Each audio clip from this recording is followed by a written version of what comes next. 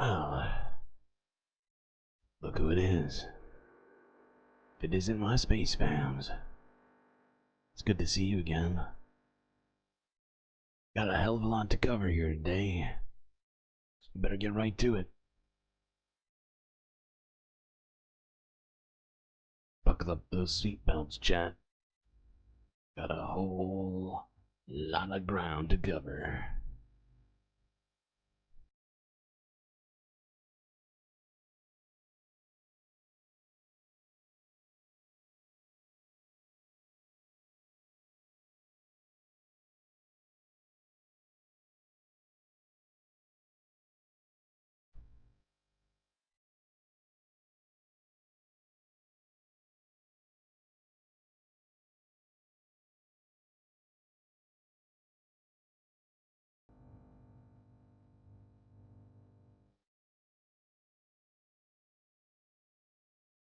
Well, looks like the stream's actually working. It's good to see.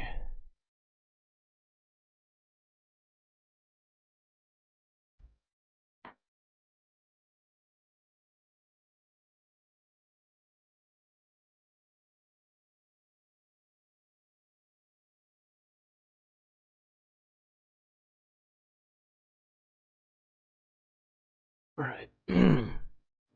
Let's look at this story here from LA. Where one was killed in a warehouse shooting.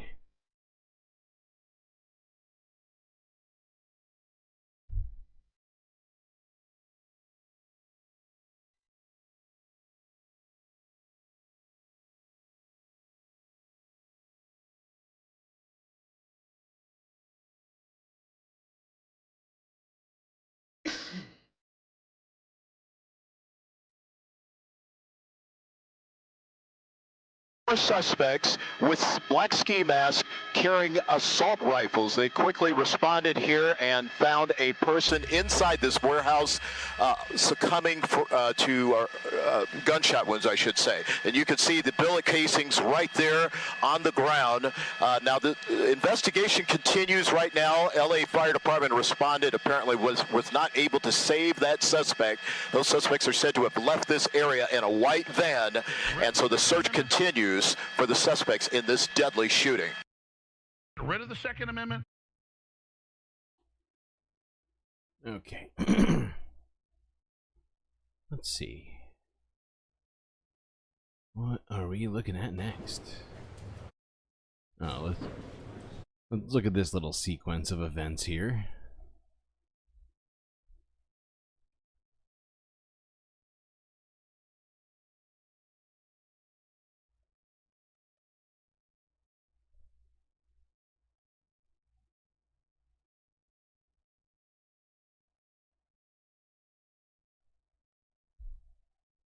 Alright,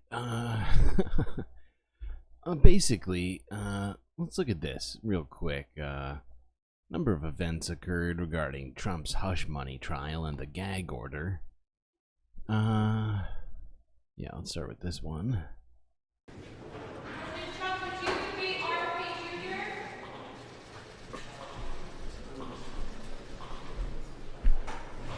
Very happy about the way things are going.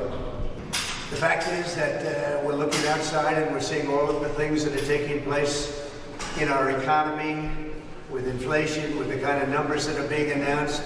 We're seeing all of the crime that's going on outside, and to be sitting in this courtroom over this is just ridiculous. I'm not allowed to testify because this judge, who's totally conflicted, has me under an unconstitutional gag order. Nobody's ever had that before, and we never like before. It. It's never happened in the history of the world, aside from a bunch of other times. I did everything right and they indicted me. Fair. People are allowed to do whatever they want to us, and I'm not allowed as a presidential candidate, the leading candidate, the Republican Party nominee, and the one who's leading Biden by a lot. I'm not allowed to talk. So I'm not allowed to testify. Because of an unconstitutional gag order. We're appealing the gag order. So Trump thinks he can testify, although my thinking is that he just wants to back out of testifying and is trying to find reasons why he's not allowed to testify now. Let's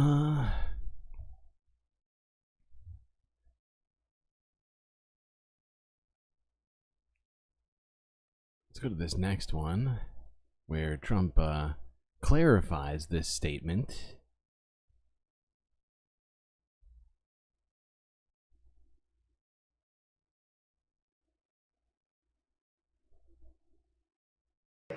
No, we're going to make America great again. Thank you very much. The gag order stop you from testifying? No, it won't stop me from testifying. The gag order is not for testifying. The gag order stops me from talking about people and responding when they say things about me. We have people saying things about me and I'm not allowed to respond. So this judge has taken away my constitutional right. And as the Republican candidate and somebody that's leading Biden by a lot, Jesus I should be able to respond. But this guy's got me with the gag order. Now we're filing, I think today, a constitution. So yeah, Trump is trying to make a whole lot of fuss about this gag order, which is really, it's not a crazy thing. It's not historically relevant in any way. It's just a judge trying to keep a unhinged individual from, causing problems for a trial.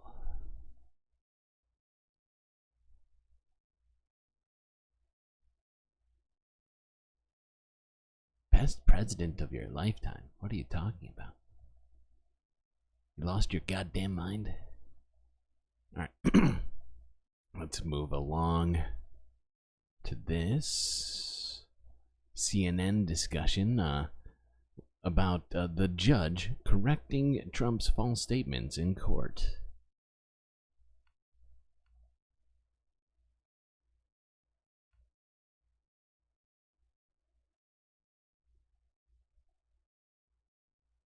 And something really important just happened as Ellie was laying all of that out for us, which is that as soon as Donald Trump and his attorneys got in the courtroom, the judge corrected what Donald Trump falsely asserted yesterday when he left the courtroom, which is that because of the gag order that's in place, it prevents him from testifying, something that Todd Blanche, Trump's attorney, shook his head in affirmation at as Trump said that. And when Trump entered the courtroom this morning, the judge said, no, it doesn't. It doesn't prevent you from testifying. Yeah, this was fascinating because this is the first time we've seen the judge respond really to something that Trump has said outside the court when he addresses the media, and he's clearly correcting the record. He said, no, this gag order does not prevent you from testifying. And we know that since the gag order has been in place, Trump has also repeatedly said that it's possible that he might testify. So I felt like yesterday's statement was intellectually dishonest, a little bit of politicking at the mics there. But it's interesting that the judge took a moment to set the record straight and say, no, that's absolutely not true. Yeah, because when we had this gag order hearing last week, Laura, I mean, the judge was making clear that Trump understood what the parameters of the gag order were. Trump's attorney affirmed that, yes, he did know.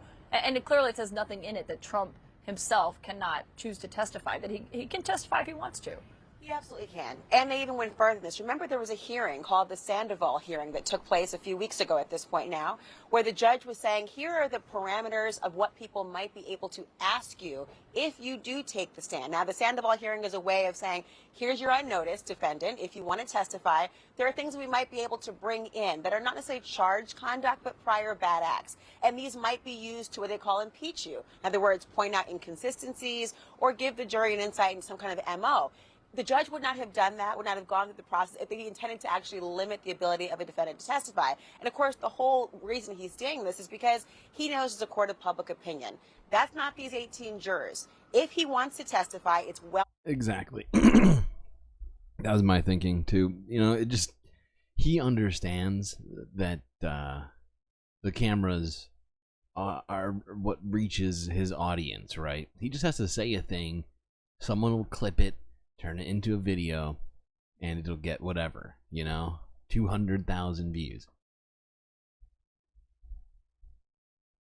Oh, I'm not allowed to testify now. They'll all believe it. None of them will look into the validity of the statement. Not necessary. Trump said it.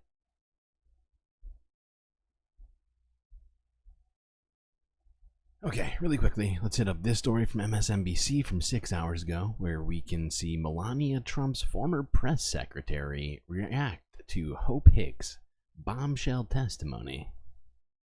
Bombshell, wow. Sounds serious.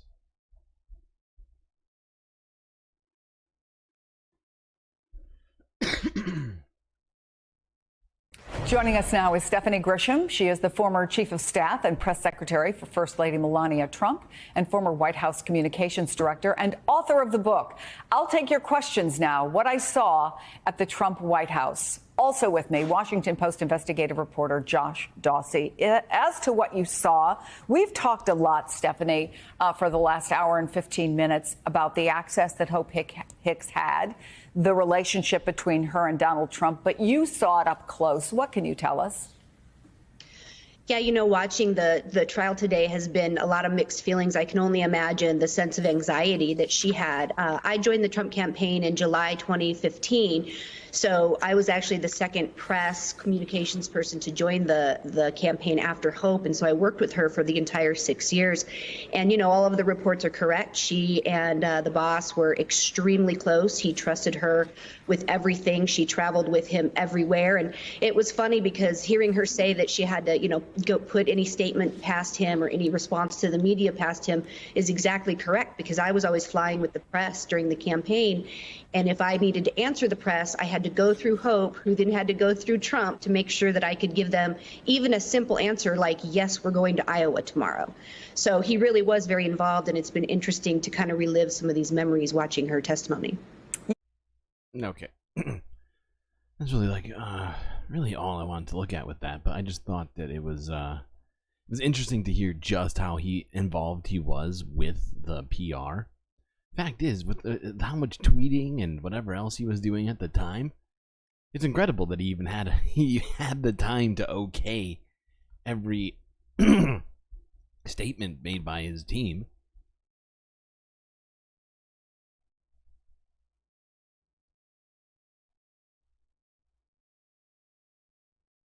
Actually, was there another part of this that I wanted to watch? I can't remember.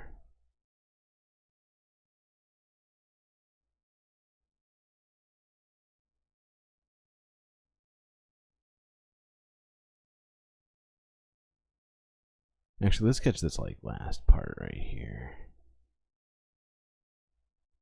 You know, just imagine on a human basic level, you spend so much time with this person when you're on the campaign trail. It's 24 hours a day, 7 days a week. Going into the White House, it was the same thing. You're around him so much. You get to know him on a really personal level. Your actual job is to defend him. And you do see sides of him that are good in your opinion. And so I think it would be very awkward. I've got anxiety watching it on her behalf. I'm not even in that courtroom. So I can imagine that it's awkward. And for him too, he knows full well that she's one of the few people, aside from, you know, Dan Scavino, I would say, that know everything that happened. And so I'm sure he's just wondering what's going to come out of her mouth, because she's a very, very intelligent woman and she's got a great memory. Okay, cool. That's going to do it for that one. Let's move along. Out of the Trumposphere. Okay. Let's quickly look at this before we move on to the environmental doom portion of this channel of this show today, which is quite hefty.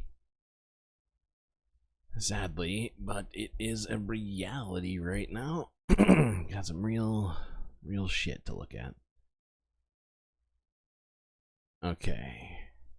Yeah, let's look at this.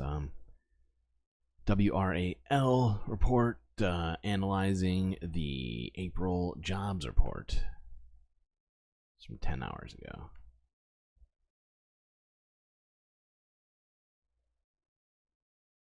WRAL News, coverage you can count on. The U.S. added fewer jobs than experts were expecting for in April. That's according to the new jobs report released this morning. WRAL's Noah Klein is here now to break down those numbers and what it means for the economy as a whole. Noah. Renee, let's start with the job growth here. You mentioned it slowed down. I want you to take a look at the numbers here. We're talking about 175,000 jobs added for April. And that's not just below estimates, but also well under the 315,000 in March. You take a look at that difference and you see what we're talking about. The bigger picture here, unemployment rate went up to 3.9%. That's against some of those expectations that it would hold steady at 3.8%. Meanwhile, when you include people not looking for a job and people with those part-time jobs for economic reasons, that rate also edged up to 7.4%. That's the highest level it's been since November of 2021. The labor force participation rate, that's people actively looking for work, was the same at 62.7%. Okay, cool. Just figured I would get us aware of what's happening with the current employment situation in the country. It's not great. Those numbers aren't great. Let's be real.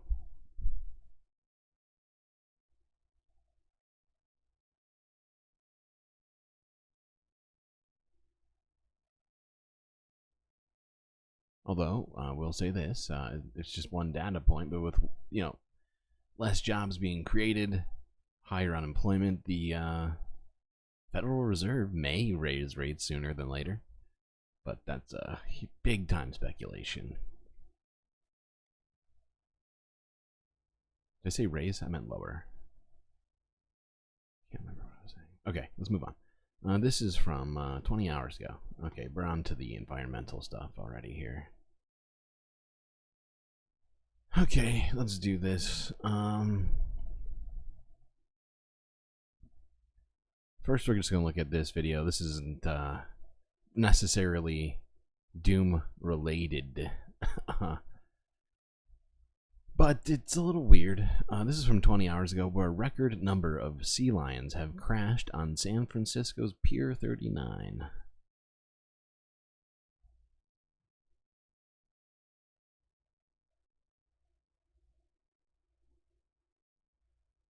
I just realized you have a free Cisco. So the numbers that we're seeing right now are over 1,000. We've counted them. When they first came here, historically in the early 90s, we did have these kind of numbers. In fact, they got up to 1,700 sometimes. And but over the years, that's dwindled down to an average, I would say, of between 300 and 400 in the winter, and as the spring comes in, maybe up to 700. So you're looking at, almost double the numbers. And the reason they've arrived is there's a huge school of anchovy that was off the Farallon Islands that's in the bay right now. So it's all about the seafood. It's all about the food. And these animals, a lot of them are on their way down south at the moment. A big herd of them are on the way down south for the mating season. It's a very good way to put it is that they're fueling up for the mating season. And, it's spring, so they're ready to rock and roll down in the Channel Islands. And we're a nice little pit stop with some great seafood. We actually build these here, and we have to use 3 times the density of flotation that we do on the normal docks. These are custom made to support these guys. We've never had one sink or capsize yet, but Definitely getting put to the test now. Yeah, for sure. I think we are close to our maximum. It is. Anyway, I just thought that was kind of crazy. This many seals showed up, but apparently, according to her, who seems like she's been watching this for a while, it's abnormal, at least for the the latest trends, but who knows what the reason is. I'm not going to speculate on that. Okay. May just be that their food source went in this direction. So, And she did say something about mating season as well, I think. Might as well do it in front of people, right? Okay, what is next? Oh, on to the actual troubling environmental news. Let's start with this. We looked at this one about a week ago. I want to say maybe a little bit less. But we saw that the dam in what county was it? Trinity County was releasing water as to its extremely high levels. Let's look at this from 10 hours ago, from ABC 13 Houston, where the entire Trinity County community is underwater amid a historic dam release. Remember when we were asking about what happened to the water? Well, here we go. Now let's take you to Lake Livingston Dam. The amount of water being released now, get this, is breaking the record set during Hurricane Harvey. ABC 13's Liliana Pearson is live near the lake at a roadblock in Liliana. This is pretty common all around the lake right now. That's right. Right now I'm standing on a road. It's completely underwater, and you're going to find these pretty much everywhere south of the lake. That's because water from the north, it's still flowing downstream. So streams, rivers, they're completely blowing out of their banks. The Trinity River so bad that entire communities are underwater.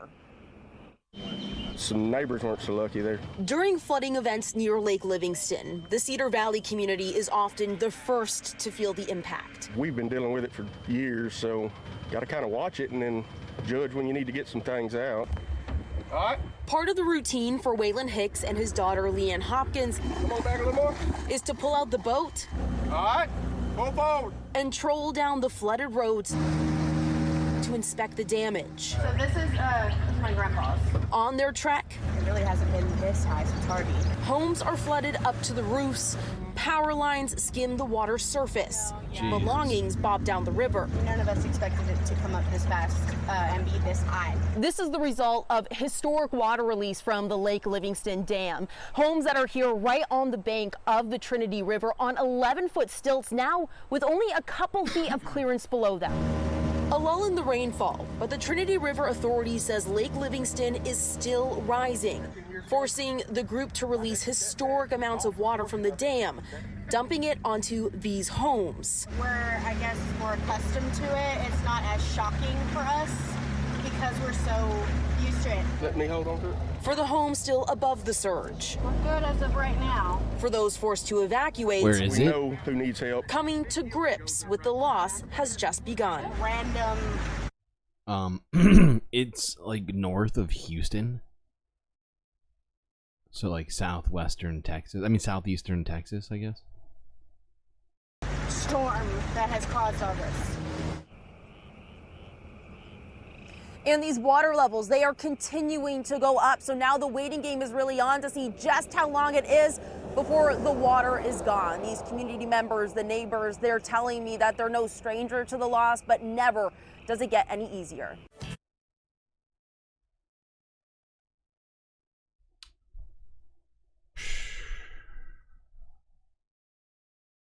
All right.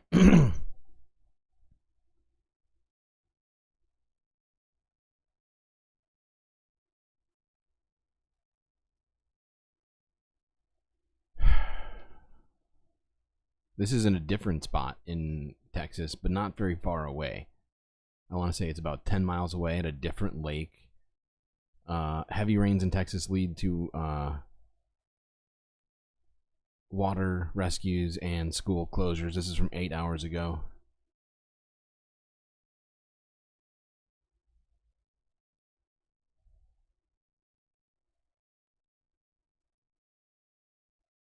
Mandatory evacuations are in place in areas around Houston, Texas, as a major river there quickly rises. Nearly 40 million people are on alert for flash flooding. That's following days of torrential rains and severe thunderstorms. CBS's Omar Villafranca reports from hard-hit Southeast Texas. Parts of Livingston, Texas, waterlogged after overnight storms soaked the Southeast Texas town. Up to 8 inches of rain fell in some areas this morning, leaving homes and businesses looking like lakefront property. We tried to get to Livingston, but couldn't. Heavy downpours drenched major highways and slowed traffic during the morning commute. We could only get as far as Cold Spring, 17 miles away. The main road in town is shut down. We found residents taking horses and even pet pigs to drier, higher ground. About an hour and a half ago, it was about waist deep in my backyard. Luckily, Vanessa Russell's home is on stilts, but her confidence is not high after she found out the Lake Livingston Dam across the street was open to relieve the swollen lake, dumping millions of gallons into her neighborhood. It's horrible. Do not move to a floodplain, ever. Oh, no way. Further east in College Station, a woman tried to drive through a flooded parking lot. Okay, that got bad very quickly. She abandoned her car once the water became too deep. She is okay. That is the important part. Her car, maybe not so much. In northern Houston, this neighborhood also washed out. People there walking through water that reached to their knees. Houston's Mayor John Whitmire. It appears the worst is yet to come. High water vehicles like this one are the only way to get around certain neighborhoods. Here in San Jacinto County, emergency crews have already rescued 32 people, and with more rain in the forecast, that number may go up. JB? Omar with the tough news. Thank you, Omar. We got a bunch of stuff to look at with Texas right now. I'm just going to keep trying to push us through this because got a lot to unpack.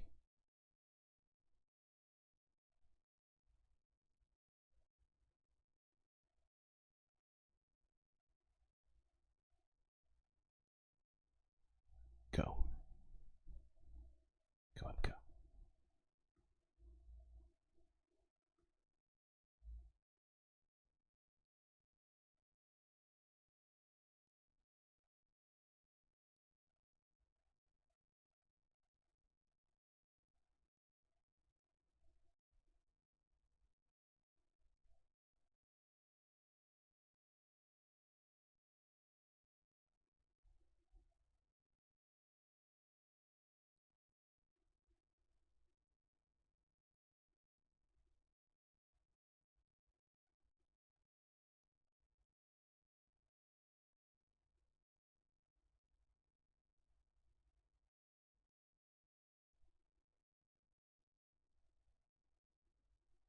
Okay.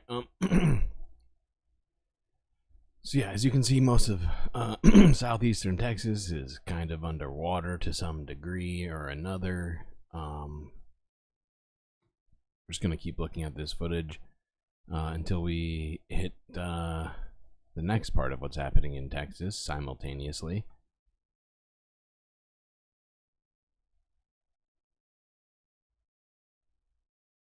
At 7 a.m. this morning, we moved our Office of Emergency Management to the highest activation level. That's level 1, maximum readiness. That means that all partners need to coordinate their response plans with our Emergency Operations Center. It means that there's an imminent threat to life and property ongoing throughout the day and possibly the weekend. It's a catastrophic event, and we all need to take the urgent and necessary steps to respond accordingly. The bad news is it's coming. The good news is people have a little bit more time to prepare. So please, if you are in the area where we have asked for a mandatory evacuation, again, that's the East Fork of the San Jacinto River from 1485 to Lake Houston, not even right along the lake, half a mile from the river, half a mile from the river. That's how far the mandatory evacuation area goes. Right now, you may think, if you live in those neighborhoods, that things have leveled off and we're good to go, but this threat is ongoing and it's going to get worse. Yeah, no kidding. It's actually looking like it's going to get a lot worse. Before we hit the next thing, let's look at this. Residents near Lake Conroe prepare for more flooding. And these pictures are insane. The fact that they're preparing for more flooding is...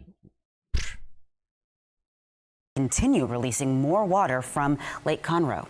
That community is downstream from Lake Conroe. ABC 13's Chaz Miller has monitored an area closer to the dam. He joins us live with more. Chaz?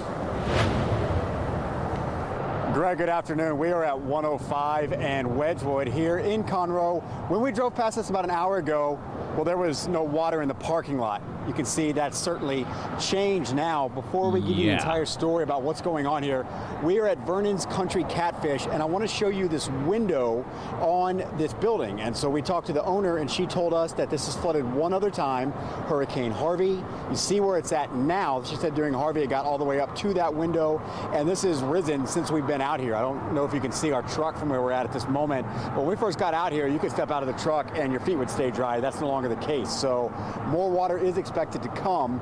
We'll tell you a little bit more about just how quickly things changed here and show you video that we shot of not only the outside just about an hour ago, but also the inside of Vernon's Country Catfish. Again, when I drove by here about an hour ago, hour and a half ago, it didn't look like this. And what they told us in terms of the timeline is that is in a fucking kitchen of some kind. It looks almost maybe like a pizzeria or something. This is insane. That this place really didn't flood on the inside until about 1 o'clock, and it happened very fast. They said they had customers inside this restaurant as the day progressed. They knew it was a possibility that it could flood because they had been in touch with the San Jacinto River Authority, but when it did hit, it hit fast, and so at this point they're just shut down for the day, obviously, and trying to make the best of this situation. Now, this business has been here for a very long time. In fact, they were scheduled to have a 40-year Vernon's Catfish? What does that mean? Is that... Am I supposed to know what that means? Birthday party for the restaurant later on this month. They were talking about the fact that that now might have to be a fundraiser for the restaurant. They said the community's always supported them. Again, it's hard to be a restaurant for 40 years if that... Oh, I see what you're talking about. doesn't happen, and so for now they've done what they can. We talked to the owner. She said they're just going to step back, do what they can, and hope for the best. We don't need, so we moved everything up, turned all the breakers off, everything's... Yeah, done what we could. So. Okay, yes, free Cisco. You're welcome. We already had a bunch of likes from when we first tried to start streaming today. Now let's look at this, where amidst the flooding, tornadoes have started popping up in Texas. This is from 12 hours ago, ABC News.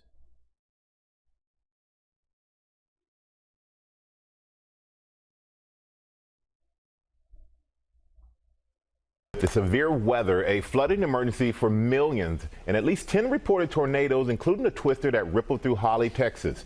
Maria Villarreal is there on the scene for us. Good morning, Maria. Hey, good morning, Michael. People in this area, they knew it was going to rain. They knew they might get some severe weather, but they never expected anything like this. The sheer force of that tornado completely destroyed the home that you see right behind me. And in fact, there is debris everywhere. We also were able to see metal roofing from a home about a quarter mile down ended up in the tree that you see right behind me. We watched the tornado touch down right behind our house. Overnight, tornadoes touching down in central Texas. That was scary. That was really scary. At least one tornado confirmed near Abilene, west of Dallas. This one touching down in Holly. Thing is just sitting there, leaving significant damage in its wake. Homes torn apart, trucks tossed around, storm chasers scouring the debris looking for victims. And from above, the sheer scope of the destruction on full display. Millions of other Texans face dangerous storms across the state. Around Houston, life-threatening flooding. In 25 years that I've lived here, I have never seen it flood like this. Parts of Texas reporting 28 inches of rain in just 48 hours, stranding drivers. What are you doing? You're driving into the creek. No, no, no, no, no, stop! Stop, no, no, no! Onlookers screaming as rushing water swept this car away in College Station, Texas, northwest of Houston. Authorities and neighbors aiding rescue efforts. 2, 3. Get you in. We got you. Up to 10 inches of rain falling in some areas. The creeks sometimes fill up, but never in our house like this. So it's inside of your house? Yes, we've got about 10 inches inside. I did speak with the sheriff's deputy that is watching over this area. He said it's actually a blessing that nobody was killed. Oh, for fuck's sake. Although there was a lot of severe damage to this area. Now, the governor of the state of Texas has issued a disaster declaration for more than 50 counties in this area. And that's ahead of the major weather that is expected to hit the south later today. Guys. But they can get a break, Maria. Thank you so much for that. Let's bring in Sam Champion with the 4. Actually, no. We'll watch. We already have something for that. Alright, we're just gonna look at some more of this fucking footage because there were a bunch of these tornadoes that hit the ground. This one is from CNN. This footage is insane.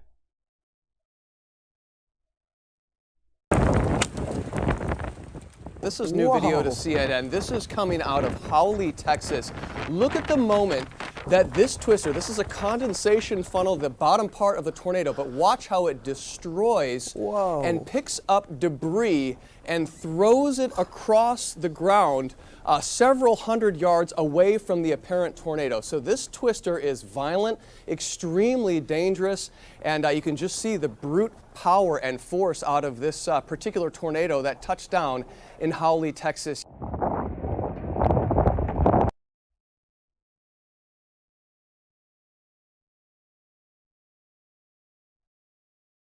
Here's some more footage of that same event. People who live in Houston were told to be ready to stay put for days after heavy rain caused major flooding. Some towns got close to 12 inches of rain yesterday. Flooding closed roads, damaged homes and cars. Crews also rescued a few people from the water. Officials say rivers will need to be monitored very closely. A flood watch is in place through the afternoon. Take a look at this video out of Hawley, Texas, where at least one tornado touched down yesterday. The city is about 15 minutes outside of Abilene. Significant damage has been reported there, but no reports of any injuries. The school district says there are several families lost homes and any storm-related For fuck's sake. And it's not over.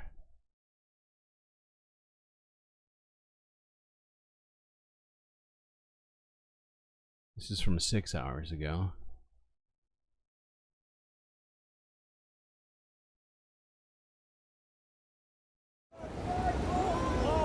Get out! Holy shit. Get out! Holy fucking shit. Get out! This dude is literally out of the window.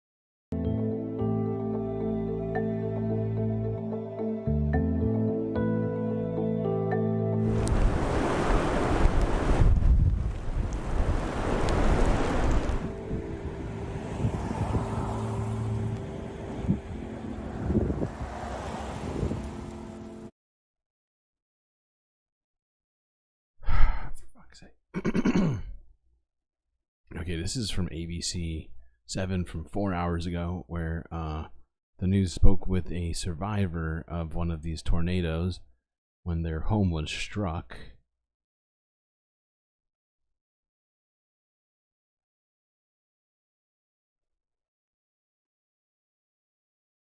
Wes and I tried to cover them as much as we could. And at that point, I remember hearing glass break, and then I remember hearing bricks coming down, and they were coming down on top of us. I mean, I could feel it, and then I could feel the insulation from the attic, and that was all on top of us. And we just continued to brace and hold them as tightly as possible. Wes at one point reached up to cover my head, and he, at that point, the suction became so strong, it sucked Lane from Wes's arms. But you only picked me up about like 25 feet. Jesus Christ. That kid got thrown 25 feet in the fucking air. It's time for your need to know weather. I'm ABC. Yeah, don't go driving through a tornado. That seems like a bad plan.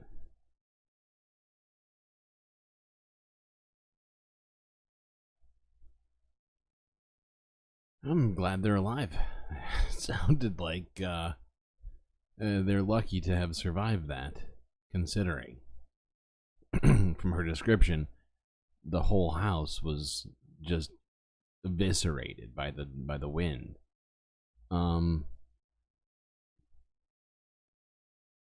Let's look at this report from 7 hours ago.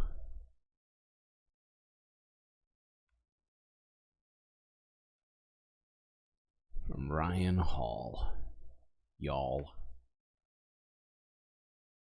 Hello, it's me again, and we've got a lot more information for you on this upcoming severe weather situation that's developing across the United States. We've been dealing with severe weather for quite some time now, but unfortunately, I don't think we've seen the worst of it. In fact, this next system that's coming in is probably going to be our most prolific severe weather sequence that we've seen so far this year. Hopefully, I'm wrong about that, but let's dive right into it. First of all, once again, I want to show you some of the convection that we're seeing today down here in the deep south, Arkansas, Louisiana. This will be moving into Tennessee, Mississippi, and those kind of places by the time this video goes up. These are mostly general thunderstorms. Okay, this is the leftover blow off of the significant severe weather that we saw yesterday. Further west, we're going to see a rekindling or a reignition of severe weather in Texas again later today, and we're going to talk a lot about that here in a moment. But I want to kind of go to the west a little bit and show you what we're looking at down farther into the future. We've got this huge disturbance that's kind of the size of the entire Pacific Ocean here that's going to form a trough and bring down some cooler air aloft from Canada and Alaska into the west coast. This is going to set the stage for our weather pattern over the next week or so, and it's going to cause a lot of problems. Down to the simplest terms, this is what the weather pattern is going to look like. We're going to have much cooler than average temperatures over here in the west, much warmer than average in the east and the southeast. In fact, some places down here in the southeast are going to get downright hot. It's going to feel like the middle of the summer for a lot of us, especially in southeast Texas, down through the deep south into Florida. We're going to have excessive heat advisories and stuff like that going out, so get ready for that. But this pattern in May is just unbelievably favorable for severe weather. Everywhere in between where those cooler air masses and the warmer air masses meet, we're going to have so many opportunities, unfortunately, for severe weather. Starting as soon as today, Friday, May 3rd, 2024, we've got a slight risk of severe weather up here in West Kansas, southern portions of Nebraska, and another enhanced risk of severe weather today in central Texas. Yesterday, we had some bad severe weather over here. We're expecting some more today. Once again, the main threat's going to be hail. The tornado threat is quite low, but it was yesterday as well, and we had a tornado, which we're going to talk more about towards the end of this video. But we've got a lot of short-term and medium-term weather to cover, so here's tomorrow's outlook. Slight risk of severe weather and a little bit of southeast.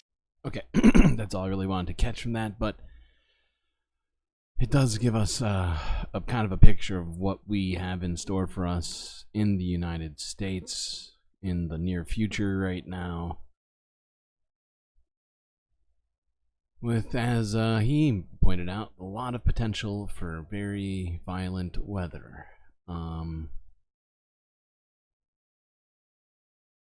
Okay, let's move along here to this next one. This is from 10 hours ago, from 6 ABC Philadelphia. Apparently, concerns over declining firefly populations prompts a 15-year study.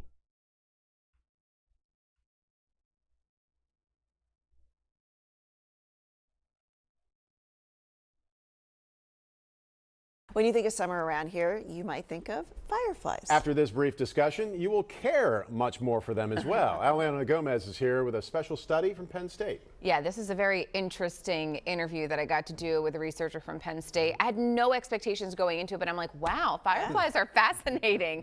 And did you know that the firefly is the Pennsylvania state bug? Fireflies are lightning bugs, as many as have been calling them, have been lighting up our summer nights for as long as we can remember, and it was a childhood pastime, catching the fireflies, putting them inside small jars to watch them glow.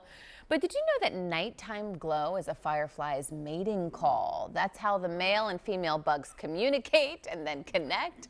And some of the female flies have a very interesting trick to getting a meal. One species that will mimic the lighting pattern of another species. So the females will do this and they'll lure in the males of a different species and then eat them.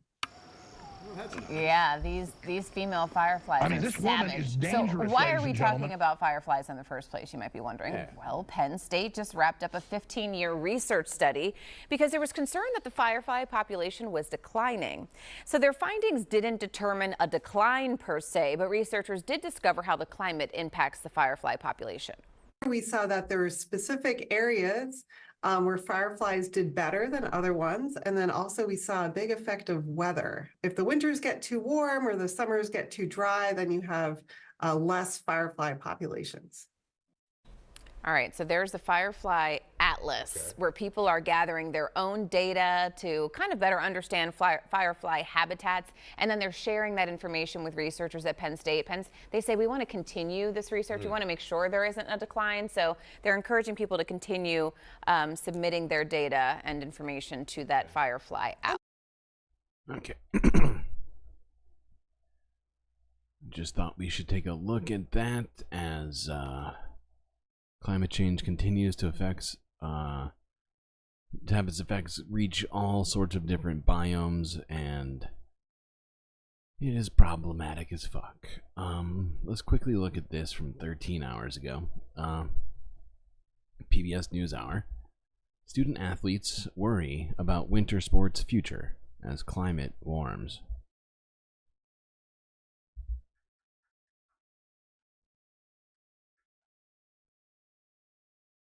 Judge Memorial Catholic High School has all types of winter athletes, many competing at an elite level. Due to climate change, snow quality and levels have become highly variable, according to scientists. This variation often impacts training for these athletes and their communities. We asked them their stories. I'm Thomas Vannekamp. Cross-country skiing and biathlon is my winter sport. I've been skiing for as long as I can remember. It kind of drives my life right now. My name is Corinne Higgins. I do the sport called ski mountaineering, which is like backcountry skiing but racing, and it just got added to the 2026 Olympics. My name is Jack Atencio. I've been skiing since I was 2 years old. I ski for the Out the Bird Figure Out team. Very positive place. We all help push each other to become the best versions of ourselves. And we can always look to each other when we need help with something. I went over to France last year to do a Youth World Cup, and when we showed up, they almost canceled one of the races because there wasn't enough snow. And so they had to change the race into a time trial because they couldn't send off a mass start, and they also had to make the course shorter. I feel like throughout time the seasons have had their ups and downs. I went to Targhee this year and the snow was drastically different than last year. There was a lot less snow this year in Targhee. The cliffs were a lot bigger than usual. The venue all in all was not very good. We don't have as long of a season anymore, so we have to fit everything in. Just for local races, we've had to change venues due to no snow at others and just having to work around them. And we've also had to stockpile snow to maintain it for longer in the season. So how are the sports and athletes adapting to the changing environment? Mainly just moving the dates around of when we compete. I know that there are places in Europe where they have indoor tracks that have perfect snow all the time, but that's different than skiing on snow, and there would have to be a lot more facilities built like that. Well, right now they're just running and skiing on snow during the races, and to pass you have to go ski onto dirt sometimes. As far as like things that are gonna save the sport, I don't think anything is. I think it'll just phase out. Whenever we ask each other to skip school to go skiing, it's like, yeah, I'll go skiing. It won't last that long anyways. May as well make most of it. Oh, God. Now, do I have a ton of concern about skiing specifically? No, but this is just another one of the countless effects of climate change that we are looking at, right? You know, human activity is, you know, causing us to be in these sorts of situations, and it's, you know, it's affecting pretty much everyone at this point.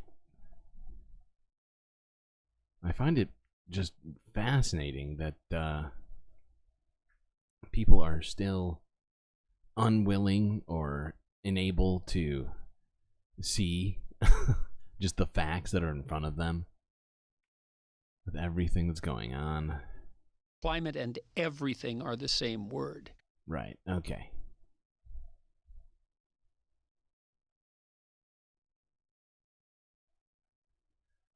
Okay, let's look at this.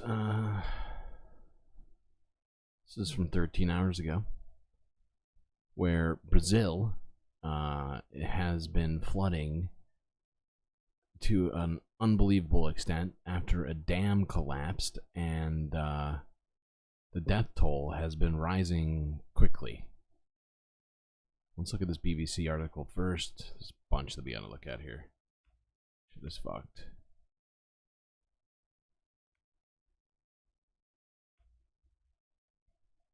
Now, rescue efforts are continuing in Brazil as the south of the country grapples with days of heavy rains that have killed at least 31 people. 60 remain missing and 15,000 have been forced to leave their homes since the storms began on Saturday. The extreme weather has been caused by a rare combination of hotter than average temperatures, high humidity and strong winds. Well, for more on this, we can speak to our BBC Brazil reporter, Daniel Gallas. So Daniel, just bring us up to date with those rescue efforts in southern Brazil.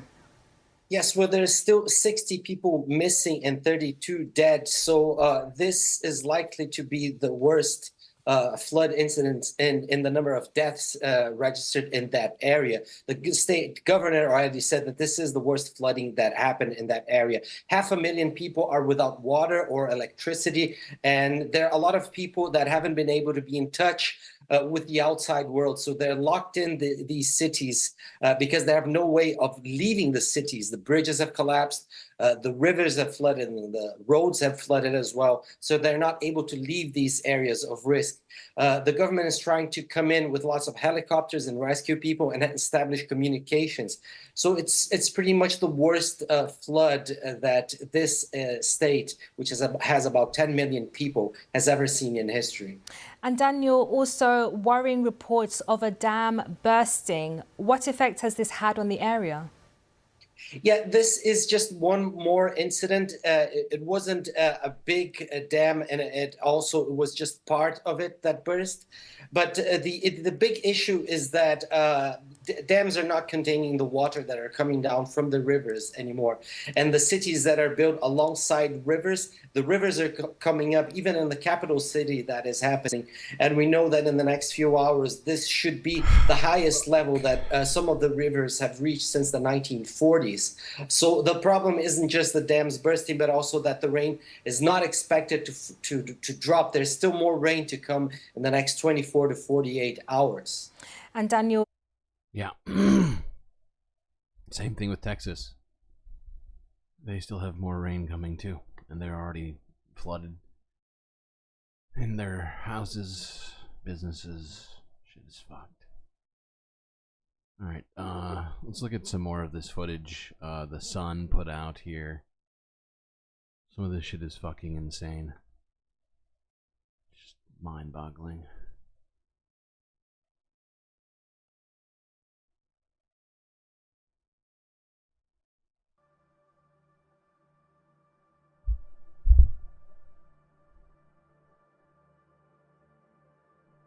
Jesus.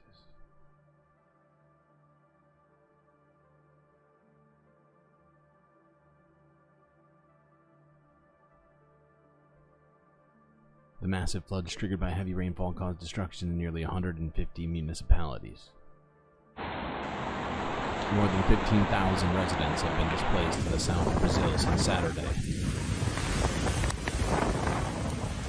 According to the state meteorologist, the downpour reached 6 inches in some parts of the region in just 24 hours.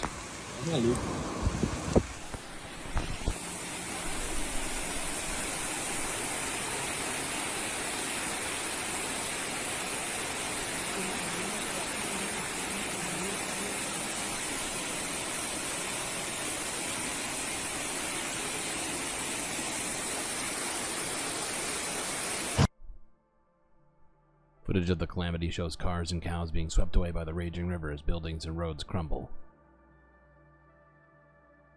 Debris and ruins of collapsed houses can be seen floating into the river as damages are estimated to be 20 million. It's gotta be higher than that.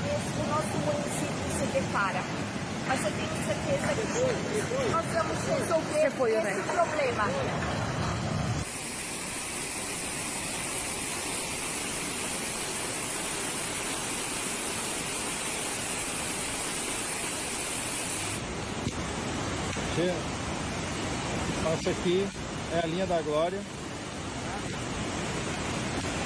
É impressionante. Impressionante o que fez a água. Aqui é a ponte, ó.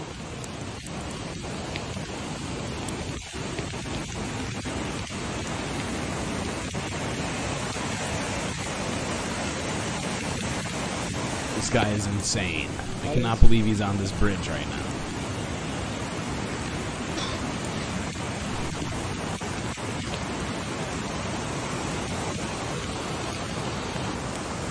Agora ficamos interditados aqui, não tem como seguir.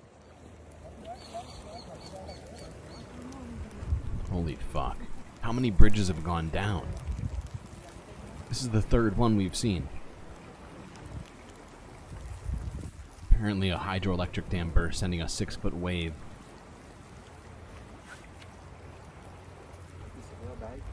It's like a fucking tsunami.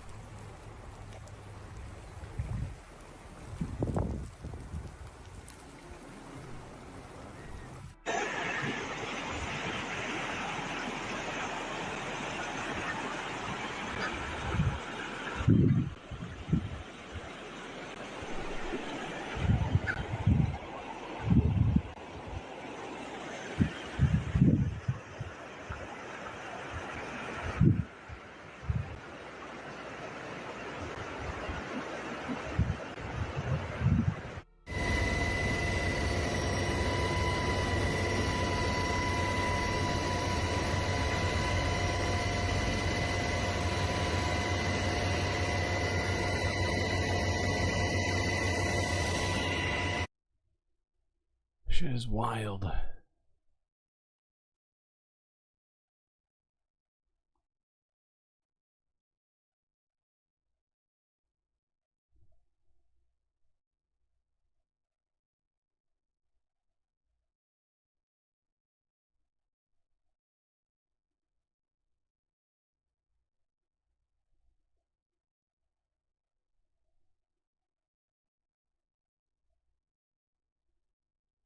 Let me move the fucking thing.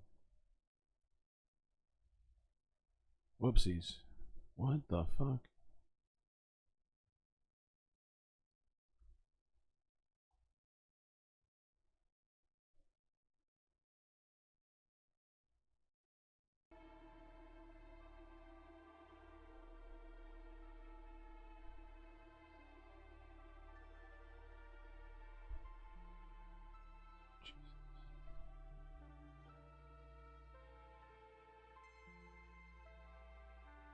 The wet misery is expected to continue as forecasts said that the state's main guava will reach an extraordinary level. It is so hard to read the read the subtitles because of the sounds of the water is so loud. The state governor Eduardo Leite said it's not just another critical case, it's the most critical that the state will probably have recorded in its history. Jesus Christ.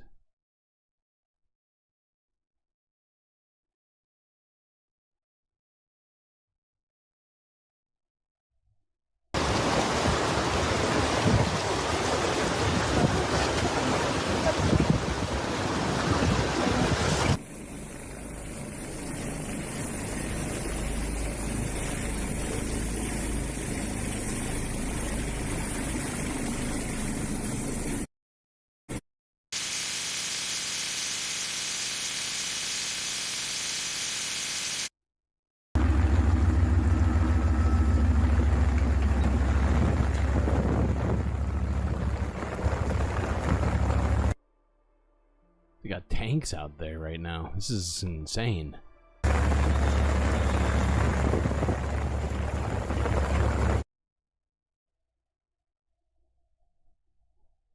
authorities have dispatched 626 soldiers and dozens of vehicles and boats to distribute water, food, and mattresses and to set up shelters.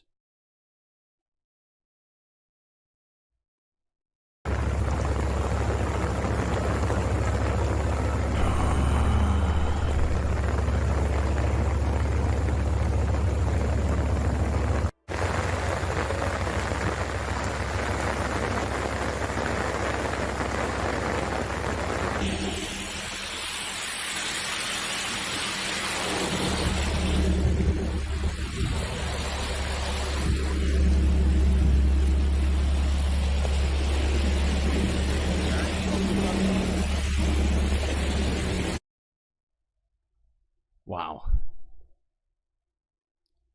That footage is pretty shocking.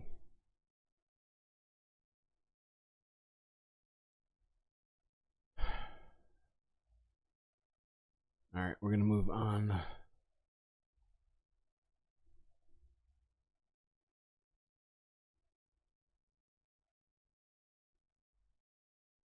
Quickly, we're going to look at some of this aerial footage showing the scale of the flooding from above.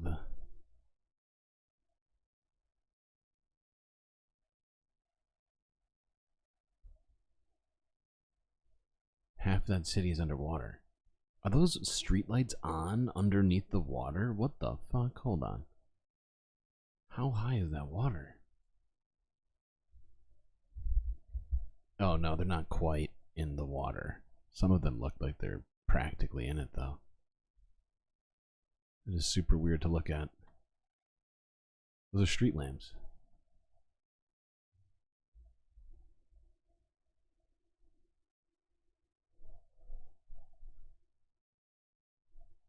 People have got to wake up to what's happening before it's too late.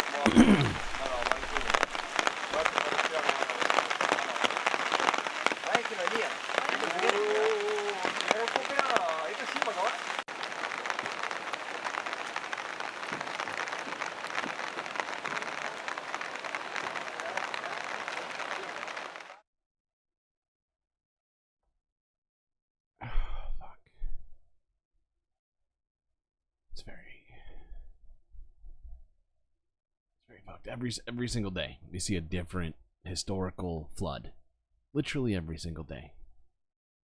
At least it feels like it's every single day. Alright, we're really going to move on from the Brazil flood for now. Let's look at this from 10 hours ago, where the UK government has been defeated in High Court over climate plans.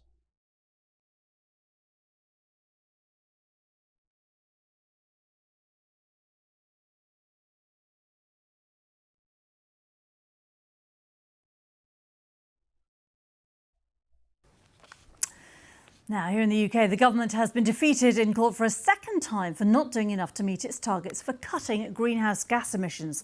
Environmental campaigners argued that the government's climate plan was signed off without evidence that it could be achieved, and the court ruled that Claire Coutinho, who's Secretary of State for Energy Security and Net Zero here, will now be required to redraft the plan. Let's get more from the High Court. Our climate editor, Justin Rolat, joins us. Justin, just tell us more. Well, this is a significant blow for the government's climate plans. Just an hour or so ago, campaigners were celebrating outside the High Court what they described as an embarrassing day for the government. The court judged that the government's assumption that all of its policies would deliver all of their intended carbon cuts simply wasn't possible, and therefore they found that the government's climate policy wasn't adequate to meet its legally binding net zero targets. Now, net zero, of course, is when the country isn't adding any additional greenhouse gases to the atmosphere, and getting to net zero by 2050 is a legal obligation under the Climate Change Act. Now, the government responded to today's judgment saying the UK should be proud of its record on cutting carbon. It said that as far as it was concerned, today's court case was more about what it called the decision-making process than its policies themselves, and it said it didn't believe that legal action was the best way to drive ambition on climate change. But as you say, Geeta, the bottom line is this: the government has been defeated in the courts for the second time, and the Energy Secretary needs to go away and redraft the government's net zero plans. What does that mean in practice that the government will have to do? All right, I forgot. Well, the government's saying not very much. It's saying that it's pretty confident that its plans will deliver the carbon cuts that it needs, but it needs to bolster the evidence it uses to show why it has that confidence. This was the big problem that the judges found with the existing plans. There was too much risk that the policies would fail. So they need to present a more convincing case, if you like, that their plans are strong enough. Now, the campaigners would say, actually, they need to do more than that. They need to go away and have a real rethink and begin to target things that we know deliver carbon cuts, like bolstering insulation in our homes, switching to heat pumps, encouraging the move away from petrol and diesel, all of that kind of stuff, which guarantees climate reductions, rather than relying on, for example, things like future zero-emission aviation or carbon capture and storage, which might capture the emissions from industrial processes, that kind of thing. Sounds great to me. I hope they come back with a plan that actually stops the the nonsense that's been going on. You know, because the fact is we've been talking about it a bunch, where governments have been putting in place targets and then putting in plans that don't achieve those targets, right? Or putting the targets out so far that it doesn't matter if they achieve it, right? And so I think this is a good example of when the law comes in for the win, for the W, because yeah, all of the UK needs to figure out how to cut its emissions just like the rest of us.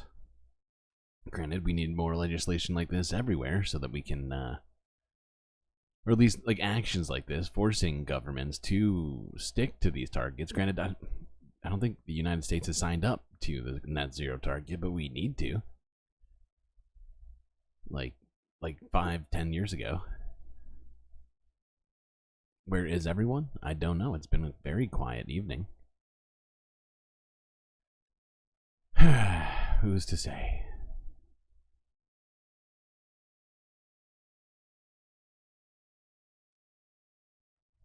Okay, where are we at?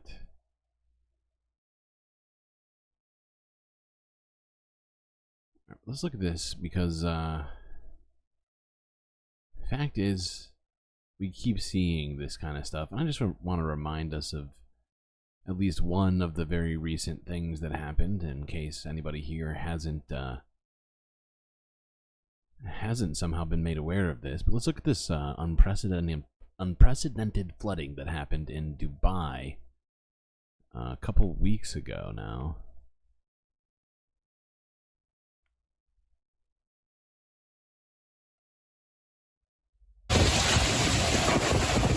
The scenes in soaked Dubai tonight look apocalyptic. Roads turned into rivers, trees barely still standing as wind sends debris flying. The tarmac flooded at Dubai International Airport, the second busiest in the world. Imagine being a passenger on this plane, battling rising waters, seeing this out your window. For hours, flights were halted as stranded passengers piled up. Tonight, Dubai Airport telling passengers don't show up unless you've confirmed your flight's still leaving. There are hundreds and thousands of other passengers just like me in this airport who have been waiting for 10 hours, 16 hours. In 24 hours, Dubai drenched with more rain than the city usually gets in nearly 2 years, shattering records in a desert metropolis known for being hot and dry. Since the UAE started keeping track of rainfall in 1949, it's never seen anything like this. So this is not a time lapse, this is real. I've never seen this much lightning in my life before. This is crazy. The extreme rainfall disrupting life across the region. Private schools closed and government workers sent home, with many roads impassable. A cat clinging to a car in water as high as the headlights, saved by a rescuer in a boat.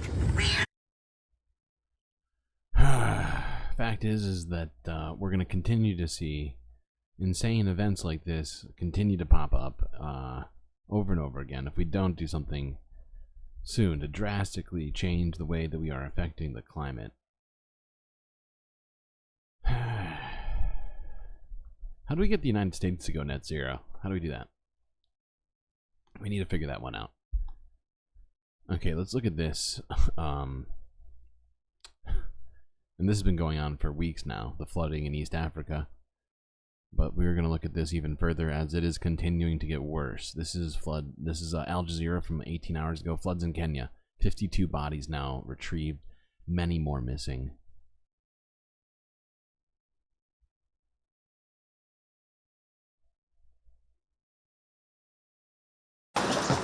Government workers and volunteers in Mai Mahiu have a large area to cover. They're clearing debris as they look for more bodies, possibly trapped under the mud. Floodwaters gashed downstream, carrying huge trees and boulders. Dozens of people and houses on the torrent's path were swept away. Jane Wamboi's harvest cannot be salvaged. This was her family home. There was a body found over there. There are many people who cannot be found. Many of my neighbors cannot be found. Residents say the incident was caused by a blocked drain, which then caused water to accumulate in a gully upstream. That was the level of the water, so you can imagine how much it was. And the people who lived here say they are just lucky to be alive. Nahashan Igaria is here to look for his nephew who's missing. He says this was a man-made disaster. This was caused by the State National Railways Corporation. They are the ones who build the culvert downstream and the tunnel upstream. It should be their responsibility to maintain the system. Those who lost everything are at a camp for the displaced. They're getting hot meals, clothes, and medical care.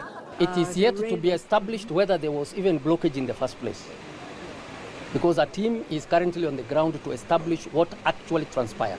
So it will be premature to say there was a blockage, there was negligence, there is blame on the government. Those who are waiting for news of their missing relatives say they're desperate to find the bodies. Only then can they find solace. Okay. And, yeah, I know we've talked about that a number of times, but the numbers keep getting worse. And then I saw this. This is from 7 hours ago. Cyclone Hidayah to make landfall in East Africa. Heavy impacts expected. Not what East Africa needs at all, even slightly. On the heels of torrential rain and floods that have left hundreds dead and thousands displaced across eastern Africa, Cyclone Hidayah is expected to make landfall in Tanzania on Friday evening. With it, the system will accompany strong wind gusts, and the remnants of this system are expected to bring heavy showers and rainfall across regions of Kenya as well. That is also has been trying to recover from the flooding thanks to the earlier in the week rain systems. Now, strong winds are expected with a cyclone, but also large waves are also expected for the shores of Tanzania as well as Kenya. Now, with all the rainfall, accumulations can be upwards and over 100 millimeters as the system moves further inland. But for Kenya, mandatory evacuations are in order, especially for residents that are living near the water reserves as well as dams across the country. So yeah, it is not looking good for East Africa right now in terms of flooding. They are already inundated by rain and water. And it looks like it's just going to continue to get worse.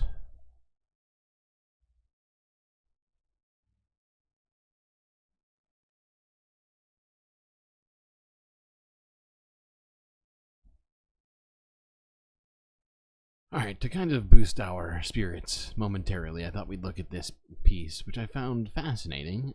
This is from the AP, where, according to scientists, a wild orangutan has been seen using a medicinal plant to treat its wounds.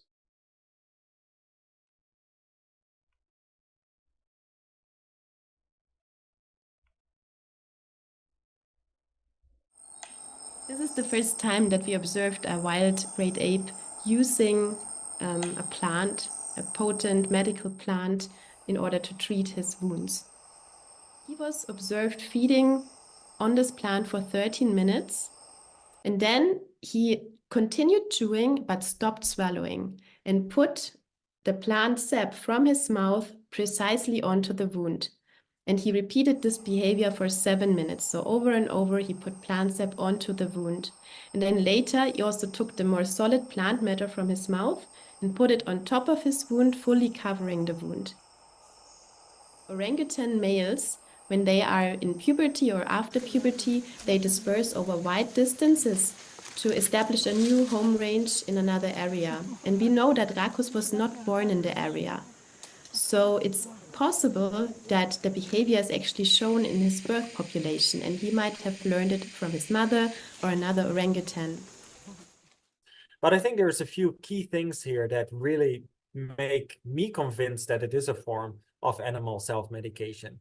And one of them is, as we said before, that orangutan really specifically applied the mixture that it made to the wound, no other body parts. It's very directed in what it was doing.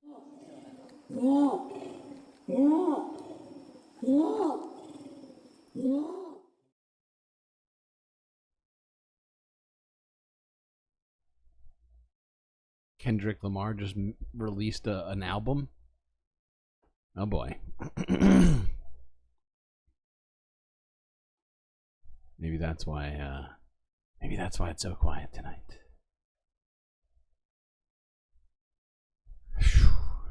Okay, let's look at this. This is from France 24 English from 2 days ago. Climate change.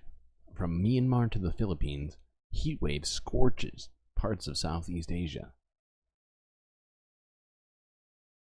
Good afternoon. Mercury levels are soaring, and I'm in Delhi where the temperature is actually not too bad today. It's about 34 degrees Celsius. It is expected to go up to 41 later this week, but many parts of the country are reeling under a heat wave, and the Met Department has issued a red alert saying conditions will continue for at least another 5 days. Now, April has been hotter than usual, and the worst affected areas in the country are actually all the way in the south of India and along the east coast.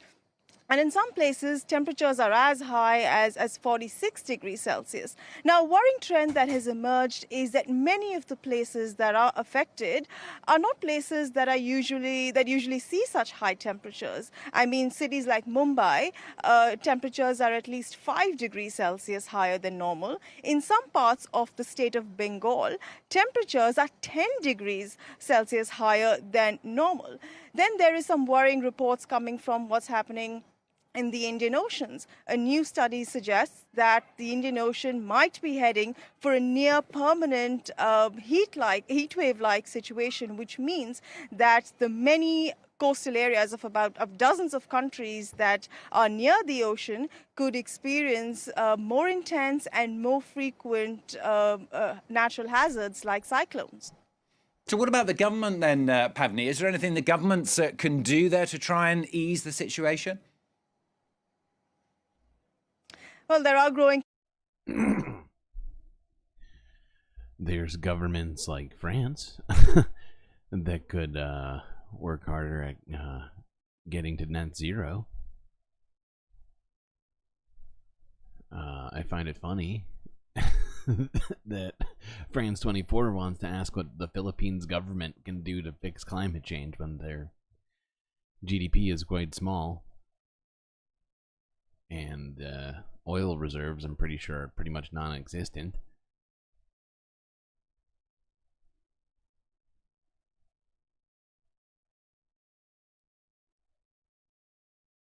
Okay. What is next? Oh, still staying with the Philippines, or Southeast Asia, at least. Staying and talking about Philippines now. Centuries-old town resurfaces as Philippine dam dries up.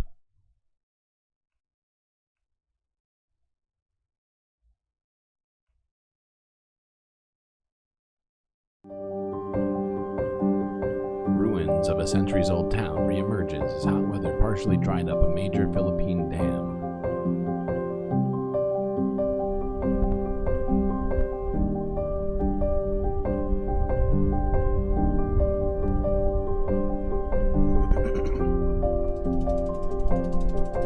Extreme heat has engulfed several countries across Asia, including the Philippines.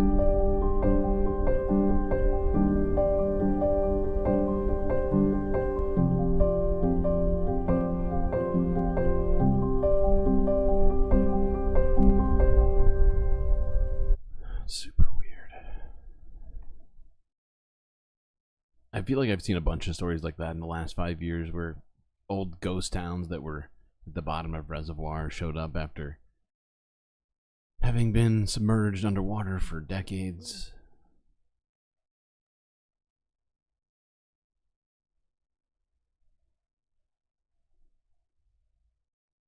Okay, let's look at this next. This is from PBS Terra from a day ago.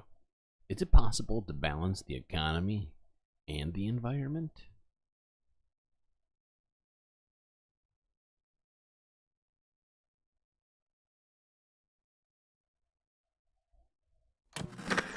A growing economy creates the resources necessary for environmental protection. You can't have a strong economy and a cleaner, safer, more balanced environment. We need to protect our environment. We need to grow our economy. We often hear industry and political leaders talk about how we need to balance the economy and the environment. A strong, growing economy and a healthy environment. The thinking goes something like this. A healthy economy requires environmental sacrifices. We need to mine coal from mountains to power our homes and emit greenhouse gases to deliver our packages. Environmental destruction is necessary to earn a living and make the things we need.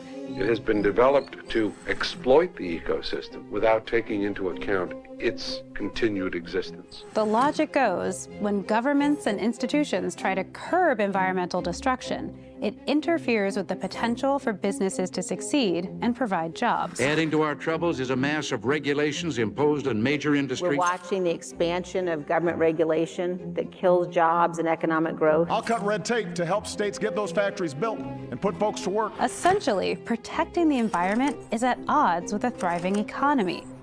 But there's a problem with this thinking. It treats the economy and the environment as if they were separate from each other. But the economy, like everything else in our lives, is foundationally environmental. And it's not set in stone. We can restructure the economy to change environments in a better way, more sustainably and more equitably, so it can provide for everyone's needs. Economists define the economy as the way we use and distribute resources to make, sell, and buy goods and services. Those resources come from how we change our environments, what we mine, what we grow, what we build, the energy we use, and how we transport all of it. The economy is currently set up to maximize what we take from the environment as fast and as cheaply as possible, regardless of the impacts, with most of the profits going to a select few. If we want to reduce prices, we need to increase supply. It is essential to modern life and underpins economic and social progress around the world. Industries and institutions with the most power determine where to extract resources and dump pollution. In southwest Louisiana, the state's industries, mostly petrochemical, are freed from the local property taxes that fund services like police, parks, and public schools. California has issued more than 20,000 new oil drilling permits here on land. The worst impacts end up concentrated in areas predominantly populated by lower-income people and communities of color. Known as sacrifice zones, these are places where regulations, or lack thereof, allow for displacement, toxic waste, and high air pollution, affecting the health of local people. These communities often work in the same industries that pollute their neighborhoods. Let's take a look at Wilmington, California. This area south of Los Angeles has the largest trading port in the country, the third largest oil field, and 5 refineries. The shipping and oil industries here generate tons of economic activity and thousands of local jobs, many of which are low pay, but the only jobs around. But here's the catch. These industries emit some of the highest levels of cancer-causing particulate matter in the state. Of Wilmington's 50,000 residents, over 93% are people of color. They suffer from the highest rates of asthma, cancer, and other pulmonary diseases in California. Southern California residents say they've been having trouble breathing because of exhaust fumes. The amount of pollutants are frequently reaching dangerous levels in the LA neighborhood of Wilmington. Data from the city of Long Beach highlights how certain communities have the highest risk of cancer regionally. The communities of West Long Beach, Wilmington, and San Pedro experience up to 8 years lower life expectancy than the Los Angeles County average. In Wilmington and across the entire Southern Californian basin, air pollution causes more deaths every year year than traffic accidents and crime combined. Efforts have been made to regulate these industries, but businesses, politicians, and some unions argue these would overburden them, affecting costs, profits, and wages. We also see regulations around truck driving, certainly in California. They're choosing not to go into California for that reason because of the laws that exist there. There shouldn't be a choice between our jobs and our environments. In this current economy, many jobs are in industries that pollute the environment and harm people's health. But the economy didn't emerge out of some unavoidable process. The economy is built out of deliberate policies and decisions. We can create new economies that are sustainable and green. To do that, we need to understand that a sustainable green economy is dependent on fairness and equity. To transition out of high-polluting industries, the economy can be structured to provide new green jobs for workers. Fewer than 400 Moapa Paiutes taking on NV Energy, trying to shut down the Reed Gardner coal plant. Studies have shown that in a number of cases, unions representing workers in coal-fired power plants supported the planned closing of their highly polluting workplaces. That was because environmentalists and government officials worked with them to ensure a smooth transition. They replaced fossil fuel-dependent jobs with better paying and more abundant solar and wind jobs. Under the Okay. Cool. Kind of just let him go. It was just really good. Ah, God. We really do need to figure out a way to make the case, if you will, for completely changing our economy.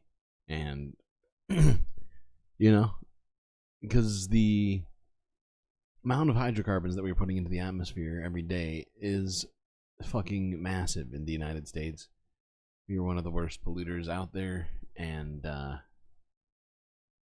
we're not not keeping ourselves to any sort of standard, not even attempting to. Not considering the effects of this stuff. It just in some of the worst places, you know. It's really just gross the way that these decisions have been made. It's not, like she's saying, it's not inevitable. It's a series of choices over and over again being made.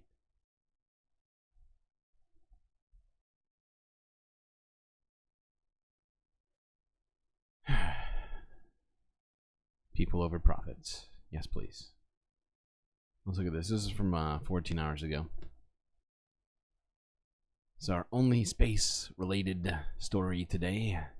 This is China launching an uncrewed rocket to the far side of the moon.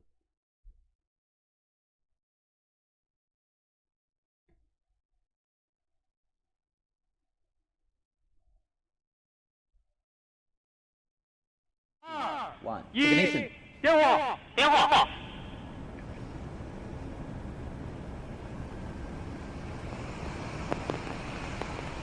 now watching a live feed from Winchell's Satellite Launch Center.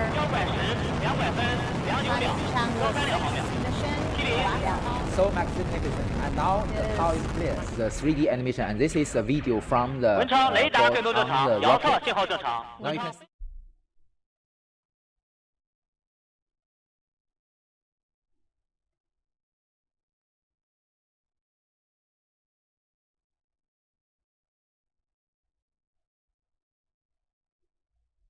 Okay, what is next?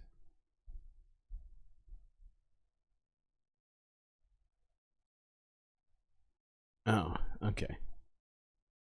That's what's next.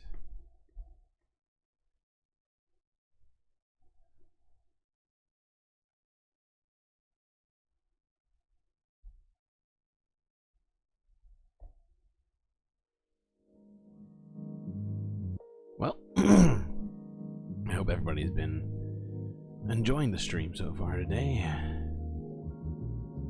We'll take a quick intermission. I'll be right back. Don't forget to like and subscribe. Really helps me out.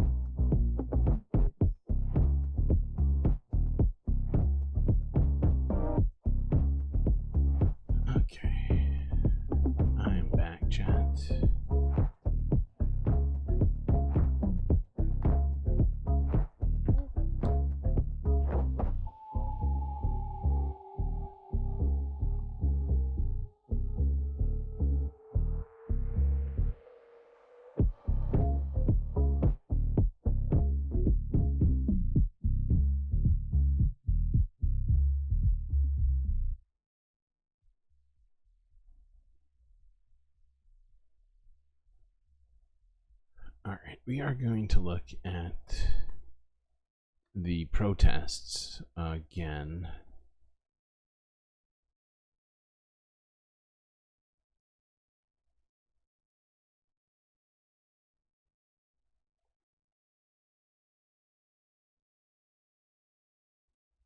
There are still protests going on and news to report on this. First, let's look at Democracy Now! From 12 hours ago, where they interviewed Hala Rarit, first U.S. diplomat to quit over Gaza.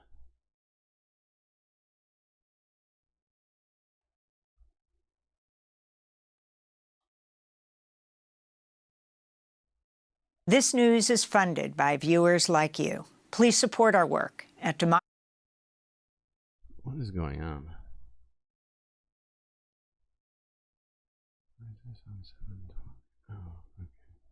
democracynow.org/give. Israel's killed at least 26 Palestinians in Gaza over the past day, including at least 7 people, 4 of them children, in an airstrike on Rafah, the southernmost city in Gaza, where over 1.4 million Palestinians have sought refuge. Nearly 35,000 Palestinians have been killed over the past nearly 7 months, with 7,000 others missing and believed to be buried under the rubble. Nearly 78,000 have been wounded. A new United Nations report called the level of casualties in Gaza unprecedented in such a short period of time. The report also said the world has not seen the level of destruction of housing in Gaza since World War II. Here in the United States, a massive student protest movement with Gaza solidarity encampments and university campuses across the country has been met with public raids, mass arrests, and violence. Nearly 2,200 people have been arrested at 43 colleges and universities in recent weeks. President Joe Biden addressed the protests Thursday for the first time in weeks in unscheduled remarks from the White House. Dissent is essential to democracy, but dissent must never lead to disorder or to denying the rights of others so students can finish the semester and their college education. Look, it's basically a matter of fairness. It's a matter of what's right. There's the right to protest, but not the right to cause chaos. As President Biden concluded his remarks, he was asked whether the student protests would prompt him to reconsider his foreign policy. Mr. President, have the protests forced you to reconsider any of the policies with regard to the region? No. The Biden administration's financial, military, and diplomatic backing of Israel's assault on Gaza has sparked dissent within the U.S. government, with resignations and walkouts by government employees. Today, we're joined by the first State Department diplomat to publicly resign over the war on Gaza. Hala Rarit is an 18-year career diplomat who recently resigned from the State Department. She's the 3rd State Department employee, but the first Foreign Service officer to do so. Hala Rarit served as the Arabic language spokesperson for the State Department in the region. She joins us now in her first TV interview since her resignation. Hala Rarit, welcome to Democracy Now! Thank you so much, Amy. It's an honor to be with you. Can you start off by talking about why you have publicly resigned? Absolutely. Honestly, I wasn't intending to publicly resign. I was intending to resign. My profile at the Dubai Media Hub, my last assignment, was quite high profile. My role was to speak to Arab media about American policy. So it inevitably made the news when I did resign. It first made the news, I believe, here in the region and the United States. But the reason why I resigned is really because I could no longer be a part of the State Department and promote this policy. It's an inhumane policy. It's a failed policy that is helping neither Palestinians, neither Israelis. And I want to stress that point, that it's not strictly the horrific mass killings that we have all been watching over the course of over 200 days, the targeting of journalists, of healthcare workers, over 14,000 children massacred, but it's also not keeping Israelis any safer. The hostages are... I gotta say, it's great to see more officials resigning over what's happening. I would point out that not all, but many, I would say the majority of State Department officials have been working, you know, a large portion of their lives to get to where they are. Right? To be able to be working at the State Department. It's a huge sacrifice to just resign, right, professionally. Still, in Gaza, Israelis know that there's going to be a vicious cycle of violence after so many have been killed in Gaza. This does not help anyone, and the militaristic policy is not the solution. As a diplomat, as someone that believes in diplomacy, in the power of diplomacy, I did everything I could from within to try to explain this on a daily basis, through reports, through cables. Nothing was working until finally I made the decision that I could no longer be part of the system. What do you feel President Biden and your boss at the State Department, Secretary of State Tony Blinken, could do right now that would be most effective? They need to abide by national, domestic law and international law. We have systems in place within the State Department to ensure situations like this don't happen. We are not authorized to send military equipment, weapons, to countries that commit human rights abuses. ICJ has determined plausible genocide, yet we are still sending billions upon billions of not just defensive weaponry, but offensive weaponry. It is tantamount to a violation of domestic law. Many diplomats know it. Many diplomats are scared to say it. It's a violation of international law, what we've been seeing happening in Gaza. And we cannot make exceptions for our allies. It does not help our allies to make exceptions because, again, all that this is doing is creating a vicious cycle of violence, and it has clearly failed. Its objectives, it has failed. The hostages are still not back with their families where they belong. The situation in Gaza remains intensely unstable. People continue to suffer on a daily basis. It's time for President Biden and Secretary Blinken to realize that this militaristic approach has been a failure, and they need to stop. They need to abide by U.S. law, and that doing so will create a lot of leverage. If we arguably the greatest work of nonfiction of the 20th century. Seriously, though, that's 100% what they've needed to do for months now, and it's nice to hear somebody from the government, or formally from the government.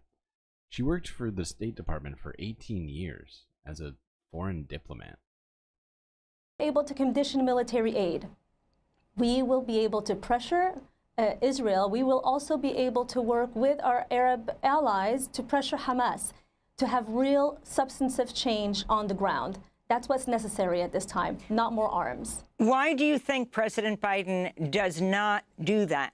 As he says, he's heartbroken by the number of casualties, and he says he admonishes the Israeli Prime Minister, Benjamin Netanyahu. Clearly, the arms flow continues. Washington Post, New York Times reporting on, the well over 100 arms transfers that are made, or arms sales, just under the threshold that would require Congress to approve it. Absolutely. You make a very good point, Eamon. Right under the threshold, willfully enabling the crimes that are happening in Gaza. And that's why I could no longer be part of the State Department, because it's willful. It's a very difficult answer to give you. And it's one question that I ask myself every single day. Why doesn't President Biden act? Why doesn't Secretary Blinken act? If I had the answer to that, perhaps I'd be somewhere else right now. I'd be within the system still trying to affect change. But the bottom line to me, and what it appeared like to me from within the system, and also as a spokesperson who was reading the talking points, is that fundamentally an Israeli life was not worth, or Palestinian life was not worth the same as an Israeli life. And it's heartbreaking for me to say that as someone that has proudly served my country for 18 years. But I read the talking points that we were supposed to promote on Arab media. A lot of them were dehumanizing to Palestinians. 34,000 people killed in Gaza right now, and we're still insisting that this is the only option when it's not. Also, as a diplomat, I could not help but be concerned about the influence of special interest, of the arms lobby, of other special interests that serve foreign governments. It is very, very frustrating when you're working on a daily basis on American foreign policy, but you know that no matter what you do and no matter what very senior officials in the department are doing. Pause. Yes.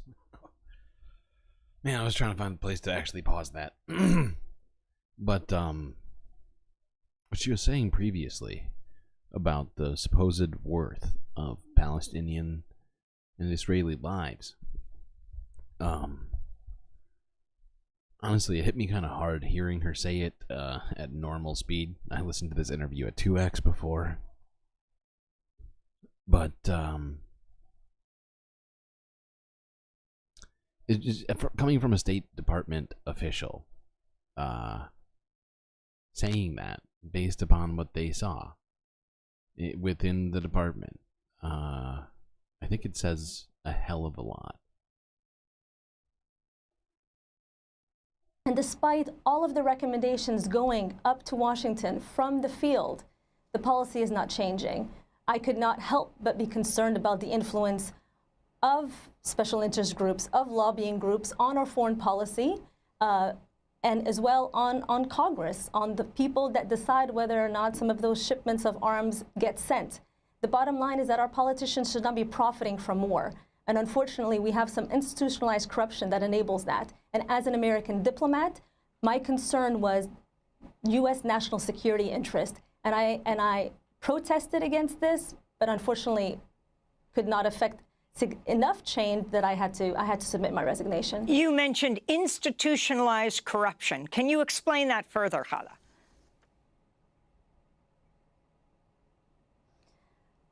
It is public knowledge that our politicians are able to profit significantly from the arms industry, from campaign contributions. That is something that is never allowed for a diplomat. We have no ability to gain any financial gain from anything, really. Everything has to be very transparent for us. We obviously have top secret security clearances. Our lives are really open book when we're a diplomat. And that's how it should be, because we're serving our country. We're not serving ourselves. Exactly. We're serving the people of the United States. We're implementing the laws of the land, and it should be for the sake of U.S. national security, not personal gain, not for campaign contributions. And as a diplomat, it was very concerning to me knowing that our domestic system clearly has an influence on our foreign policy.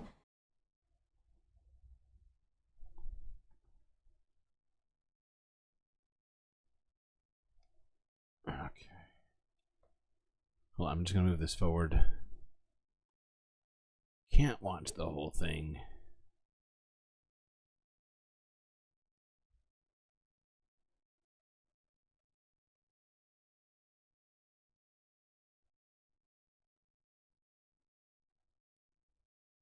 More specifically, because this is a serious, important critique and charge, that the president, that the Secretary of State are actually endangering U.S. national security with the position and the support of Israel that they are taking right now.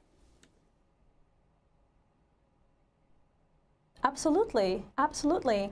I mean, we had 3 of our troops killed in Jordan. That was in direct reaction to our Israel policy. And when that happened, I said, again, I will not be part of this. And then if an attack happens on American interests in the region, I would not be able to sleep at night. Because my face on that screen, on that Arab news channel, may have been the thing that prompted the person to go and retaliate or commit an act of terror. The anger in the region is palpable, and it is traumatic when people are consuming daily images of massacres, of people suffering, and yet they hear that the United States is willfully enabling it by continuing to send bombs. It makes people lose complete faith in the United States. And this is It is really troubling, and the way she's putting it really makes me concerned. This is a fucking State Department official. She was in the government for 18 fucking years. She's here on Democracy Now! Telling us that she's quit because of what's going on and what our government is essentially fomenting, what the U.S. government is doing right now. I mean, we're all aware of it from a, I guess you would call it like a surface level, right? Because we're aware of it through the consumption of content on the internet. But she's a Middle East diplomat, right? She's in the region, literally. She knows what's going on, and this is genuinely fucking troubling what she's saying right now. And it's the sort of stuff I'm thinking, right? It's like, how much anger is this creating in the Middle East right now? What we're doing, what we're funding, what the West is allowing to happen and helping happen. Yeah, I'm like I said, I'm combining the likes from this and from the previous stream. I know we're cheating, but I feel like we need it. So you gotta, even though it doesn't look like it, we're pretending like we have 40 likes right now. So painful to me as an American diplomat. I've worked for the last 18 years to strengthen ties between the United States and other countries, to advance U.S. interests, to promote America's image. But this policy made it impossible. How can we talk about press freedom when we remain willfully silent about the killings of so many journalists? I mean, I personally worked to try to get a statement out on the killing of journalists in Gaza, and I was met with so much pushback. And I was so shocked at my own... I don't want reality. Jesus Christ. She got pushback from our government for wanting to do a report on journalist casualties. For fuck's sake. Talk about not wanting reality. Oh, for fuck's sake.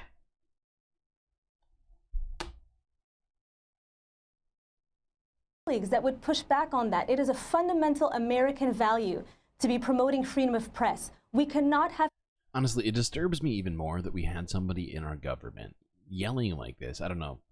I wouldn't call it yelling, but like, you know, speaking their mind about what's happening so vehemently as she is within government, trying to do these things that Israel won't let the UN do, and things like that, like reporting on, you know, reporting on journalists and all this other shit.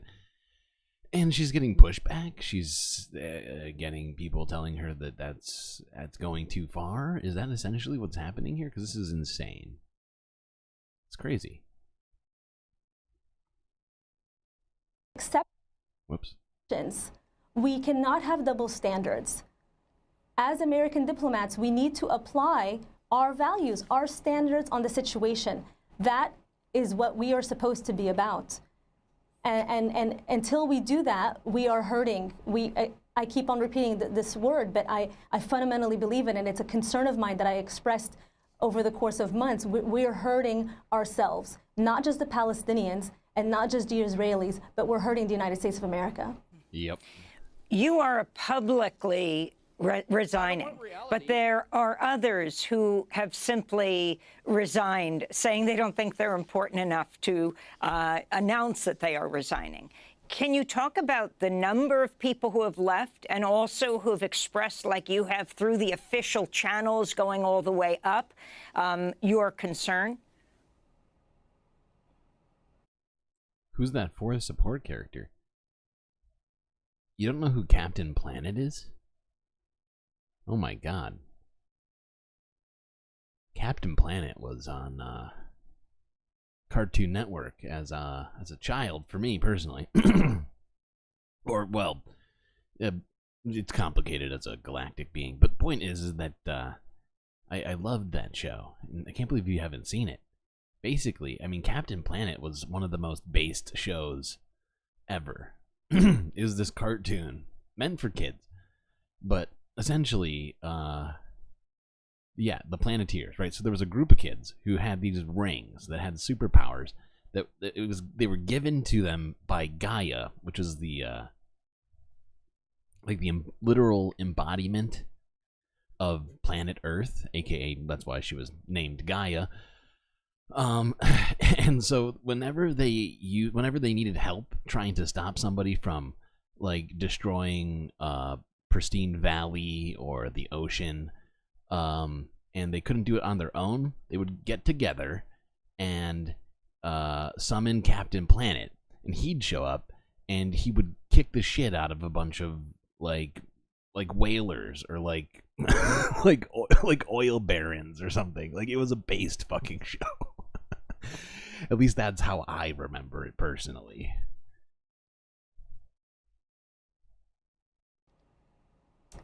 I actually don't know of any others that have resigned within the Foreign Service. There may be, and I may not know about them, but I do not know of any others other than Josh and Anel, who are not Foreign Service officers, but were Washington-based that have resigned. But I know for sure that a lot of people expressed frustrations and of wanting to resign. And I know this mostly from after my own resignation was announced internally. It was quite a surprise to me. I did not know how people would react to me, honestly, when I was still on the inside, because my resignation was announced internally before it became public externally. And at that point, so many people approached me and talked about how they've been so frustrated with the policy. They felt like they couldn't say anything. They felt like they couldn't do anything. They were worried about their careers. They were worried about if they spoke up internally, what would that do to them? And it was very disheartening to hear. It's not what the State Department is supposed to be about. Many told me that they wish they could resign because they really could not keep maintaining every single day under this policy, but they couldn't for financial reasons, for other considerations related to their families. And so it is a sad time within the department as far as I'm concerned, and I can only share of my experience, of course. The State Department is a very large institution, but I can tell you, after 18 years of service, you get to know a lot of members of the diplomatic corps. And it's an unprecedented time. It's very uneasy, and I think everyone wakes up hoping that the next day will be better. But we really do need some fundamental changes to this policy because it is such a failed policy that is just hurting all parties involved. And your response to President Biden speaking out yesterday for the first time on the college campus unrest, the thousands of students who have been arrested, also professors have been arrested, saying that that protest across the country has no effect on his foreign policy. Yep, that is what he said. Somehow. Honestly, I was intensely disappointed that he would kidding. speak about constituents in that way, that he would speak about voters in that way, that he would speak about Americans in that way. He is supposed to be a representative of the people. And the fact that these students have been dismissed, these students have been labeled, the bottom line is I think there is a fundamental generational shift in not just the United States, but globally. Because these students, much like people across this region, have been consuming on a daily basis the images coming straight out of Gaza. They've been... Exactly. Exactly. Okay. We basically watched that whole interview. There's like, we skipped like 2 minutes, and then we ended it 2 minutes before it ended. Wow. Usually we try not to do that, but there's been some stuff lately that I just feel like we have to watch the whole goddamn thing. Especially with something like that. I mean, that's historical and important as fuck. The students have been brutalized, I know. We've seen a bunch of that already. Do I remember when Rick and Morty lampooned that? I'm trying to think. I can't. Oh, you know what? I'm trying to think of. Wait. Actually, no, I don't know. I think that might have been in one of the seasons I haven't seen yet, because I'm not even up to date on Rick and Morty. I think I'm like on season 5 right now still. Like, I was up to date at one point, and then they started releasing the seasons so much faster than they used to. It just it became a situation for me. So I do have all the seasons like sitting somewhere, and I need to watch them on like one of my hard drives.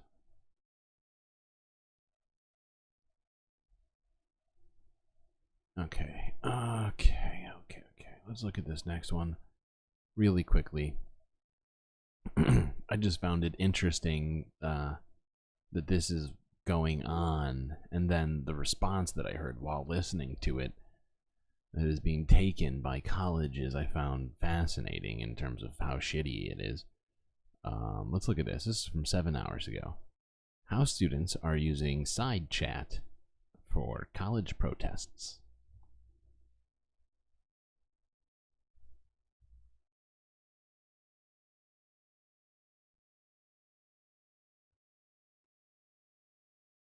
As protests are ongoing at many colleges across the U.S., many students are making use of the app Side Chat to organize and discuss the demonstrations.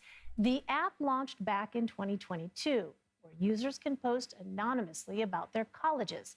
Side Chat's co-founder has not responded to a CBS News request for an interview, but earlier this year, he said the company has a team of more than a dozen content moderators.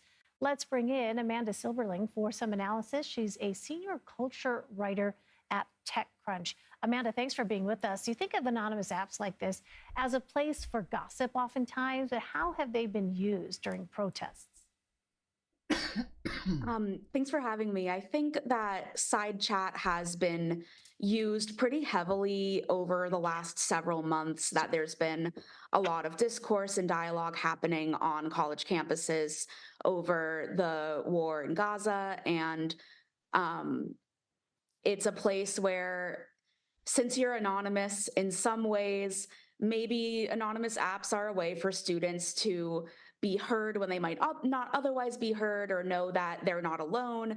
But too often we see anonymous apps turned into a pretty toxic breeding ground for hate.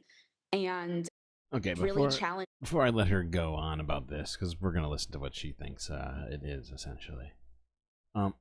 Fact is I looked into this. From what I can tell, and I have not done a ton of looking into it, but I did look into it for a second. It appears to be like a combination of like it's like if Discord and Reddit had a baby, right? I think that's what side chat is, kind of. Right? Yes, it's anonymous, but people do have usernames, it appears, at least.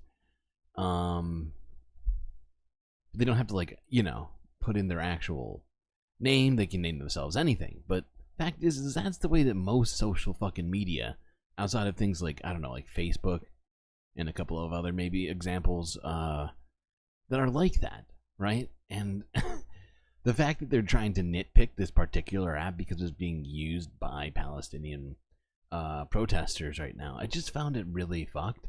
But let's listen to this a little bit more. A pretty toxic breeding ground for hate. And it's really challenging to moderate these anonymous platforms, especially when it's a relatively new app. It doesn't have the same infrastructure as larger apps like Facebook or Instagram, which also have their content moderation struggles.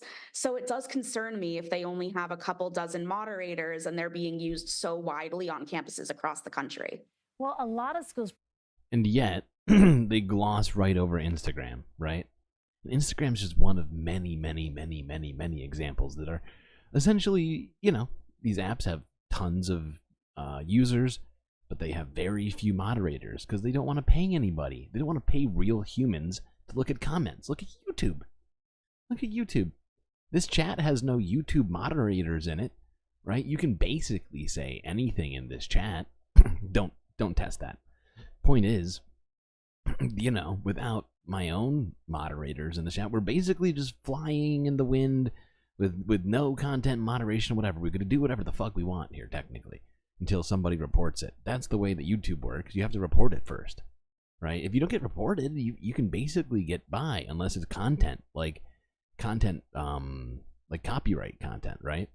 They have an algorithm to pick that up, but the rest of it's pretty much, you know, you set what is allowed in your chat to some degree. I mean, some stuff is auto-moderated, right? But it's to a very small degree. And there's no one behind the moderation, right? It's just an algorithm. Or just terms that are just automatically removed. beyond that, I mean, but where's the outrage about that? No, it's not here. It doesn't exist. Banned the app Yik Yak, which was very similar. Could we see the same potentially for side chat? Yes, we've already seen the University of North Carolina in Chapel Hill ban side chat, and Harvard has How does a university ban an app? I'd like to know. I think it's a ridiculous move. specifically called on side chat to do more to make the platform a bit less hostile. So I think especially now that we're in a particularly historic. Are they banning? Is 4chan banned from UNC? Is Reddit banned from UNC? Have you ever been on a Reddit? Like, come on, what are we talking about? Moment with on-campus activism and just the divisiveness on campuses right now. I think that it's even more dire at the moment than it's so banning dire. Yik Yak was in 2017, I believe. I think.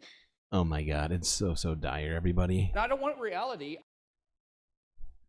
Jesus Christ, it's dire because they want to, because essentially, CBS here wants to help the government crack down on free speech, even though they benefit from free speech being a journalistic enterprise, supposedly.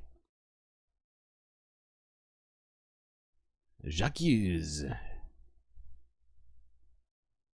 Climate and everything are the same word.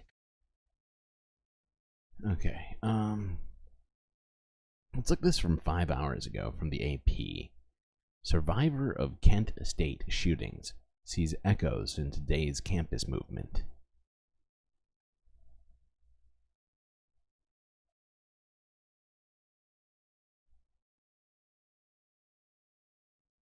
There were National Guardsmen around there, and they're all in full gear, basically, and heard the bullets coming, and then I heard rounds hitting the ground around me, and then I got hit, and it felt like a bee sting.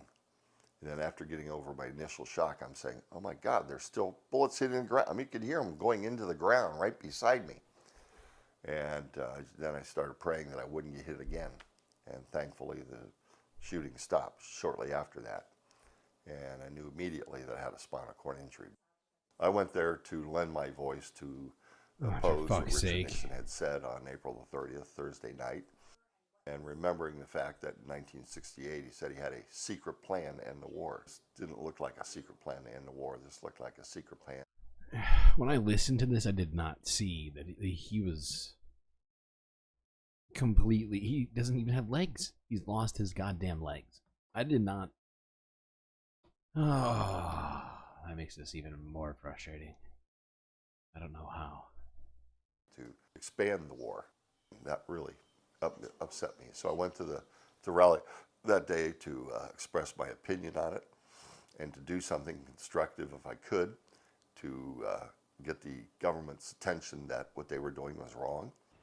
I question whether college administrators and trustees of colleges have learned any lessons from the 70s. And I think they're being a little heavy-handed, a little over the top in relation to dealing with the concerns by the students.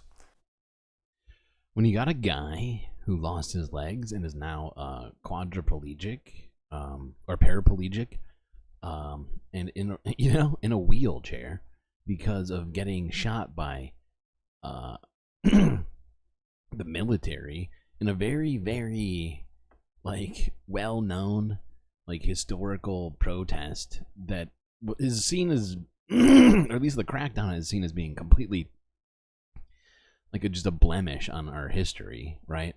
When this guy is concerned, you might want to reassess where you're at, right? Like, holy fuck, how is this not a massive red flag for people? Jesus Christ. Oh God.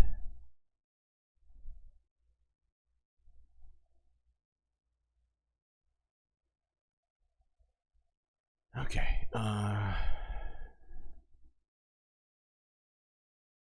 What's next? Uh-oh, my software's lagging a little bit. Don't do that.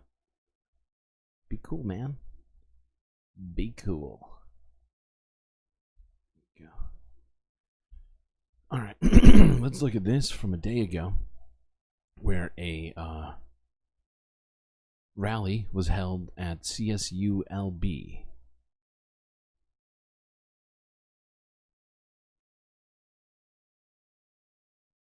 Which is Cal State Long Beach.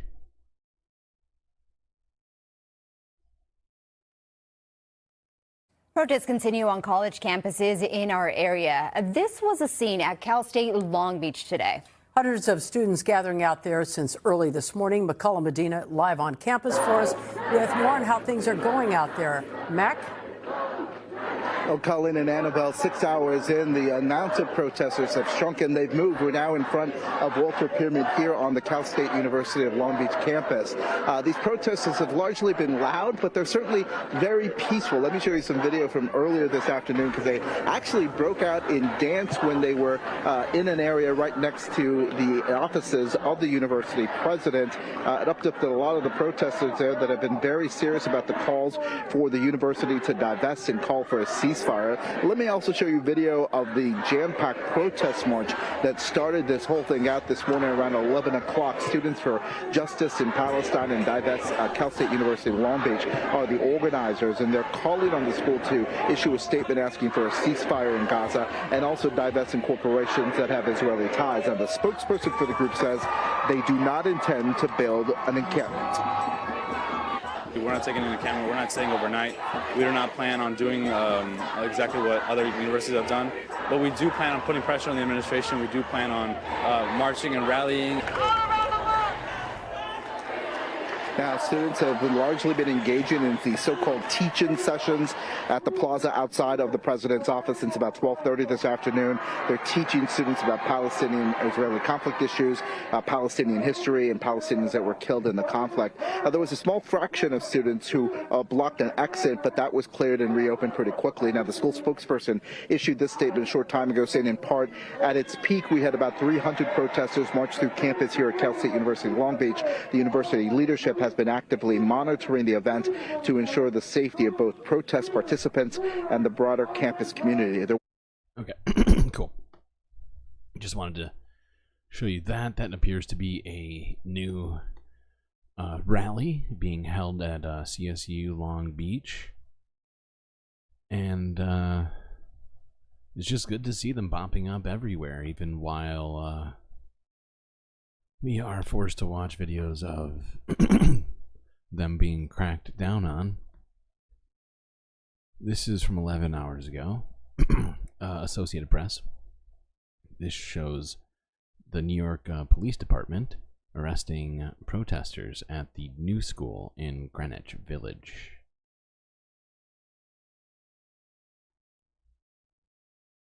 Would Captain Planet stand up for Gaza?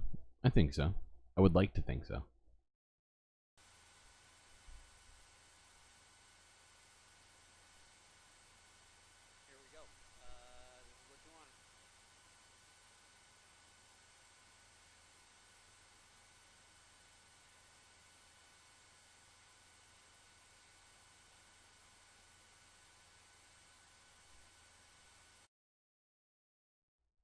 What just happened? Why are you doing this?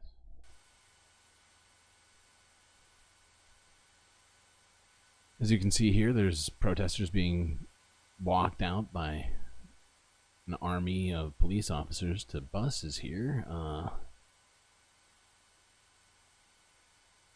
For fuck's sake.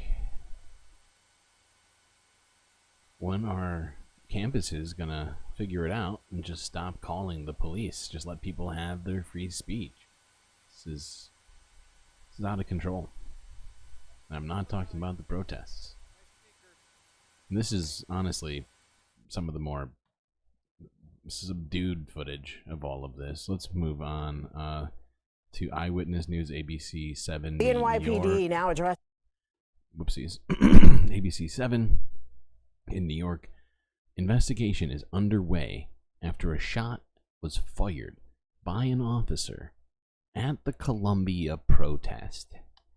I considered putting this in the gun violence section of today, but I thought The better of NYPD it. now addressing an incident in which a gun was discharged during the police operation to remove an encampment of protesters at Columbia University on Tuesday. During a news conference less than an hour ago, police officials confirmed that one of their officers unintentionally fired his gun inside of Alexander Hamilton Hall. The sergeant at the time was trying to clear an area, an unknown location that was dark.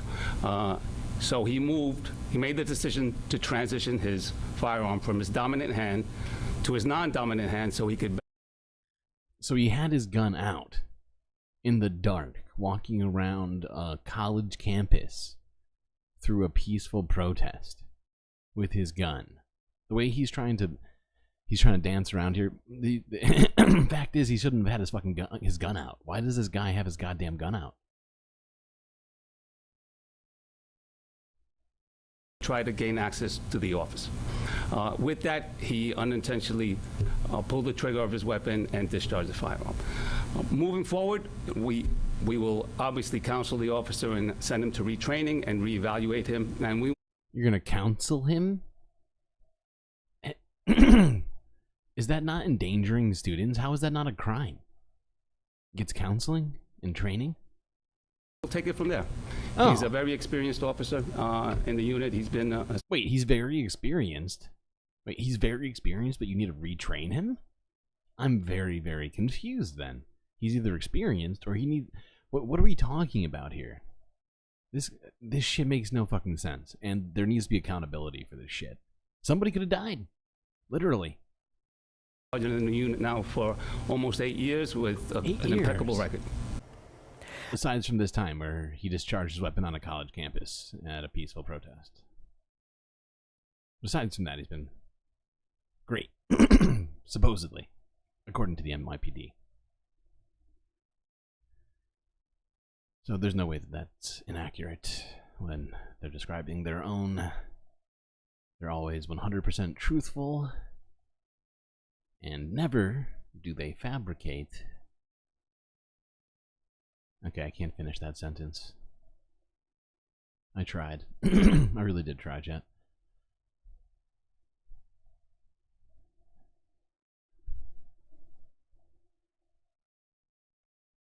Okay.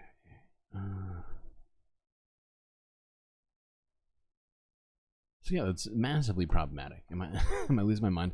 I feel like that should definitely require an actual investigation from an outside perspective. We need a non-police department that's literally just for investigating police, run by civilians. Trying to imagine it. Who else investigates themselves? Yeah. IDF, all sorts of people.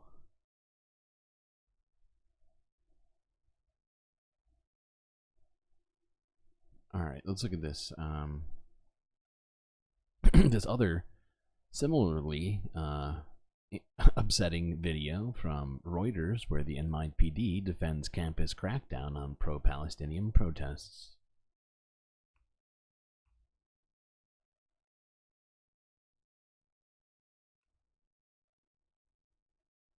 We had individuals that were barricaded at a location. The New York City Police Department on Friday defended its dramatic operation earlier this week, clearing pro-Palestinian activists occupying a part of Columbia University. Officers from the NYPD's Emergency Services Unit, or ESU, were seen using a ladder to breach the building Tuesday night. The raid resulted in dozens of arrests. Additionally, police said one officer accidentally fired his weapon. No one was injured. ESU's commander, Carlos Valdez, said the unintentional discharge occurred when an officer moved his firearm from one hand to another while trying to open a door. The bullet traveled through the office glass and into the office they were attempted to gain access to. Tuesday's operation was one of several by police departments on protest encampments on college campuses across the U.S. over the last week. This footage shows a protester with a shield. So, if you didn't hear that, the bullet went into the classroom where the protesters were. So he almost shot a protester. Literally. There needs to be an investigation into this shit. From police at Portland State University on Thursday. I'm a student here. I'm an English major. This student was arrested at UCLA in the early hours of Thursday when police cleared demonstrators. The demonstrations roiling colleges are a response to what activists see as a brutal Israeli operation against Palestinians in the Gaza Strip and what pro-Palestinian activists characterize as U.S. support for Israel. Jewish students on campuses have said the anti-Israel demonstrations. Some Jewish students, they keep saying this sentence and it's pissing me the fuck off without using a qualifier or quantifier, right? Like without saying the, without mentioning the fact that there are Jewish students at every single protest, from what I've heard, and yet the media continues to ignore them and only mention Jewish students who are pro-Israel as being Jewish. As being the only representation of Jewishness on campus, essentially. It's disgusting. Have included incidents of it's just completely fabricated, right? Harassment and anti-Semitism. There's the right to protest, but not the right to cause chaos. Responding to the campus crisis, U.S. President Joe Biden on Thursday said violence and vandalism were not protected forms of political expression. Okay, we've had enough of Reuters. Had enough of you, Reuters, and your bullshit. Alright, what's next? Allergies suck? They do suck. Sometimes when I'm transporting myself up to the space station, I transport allergens up with me, and I wind up with allergies as well. It's very unfortunate. I have not found a way to fix that. Biden ate all the ice cream. That dude needs to leave the ice cream the fuck alone. Okay, let's look at this from 2 days ago, as there is a pro-Palestine campus, pro-Palestine demonstration happening on Stanford's campus.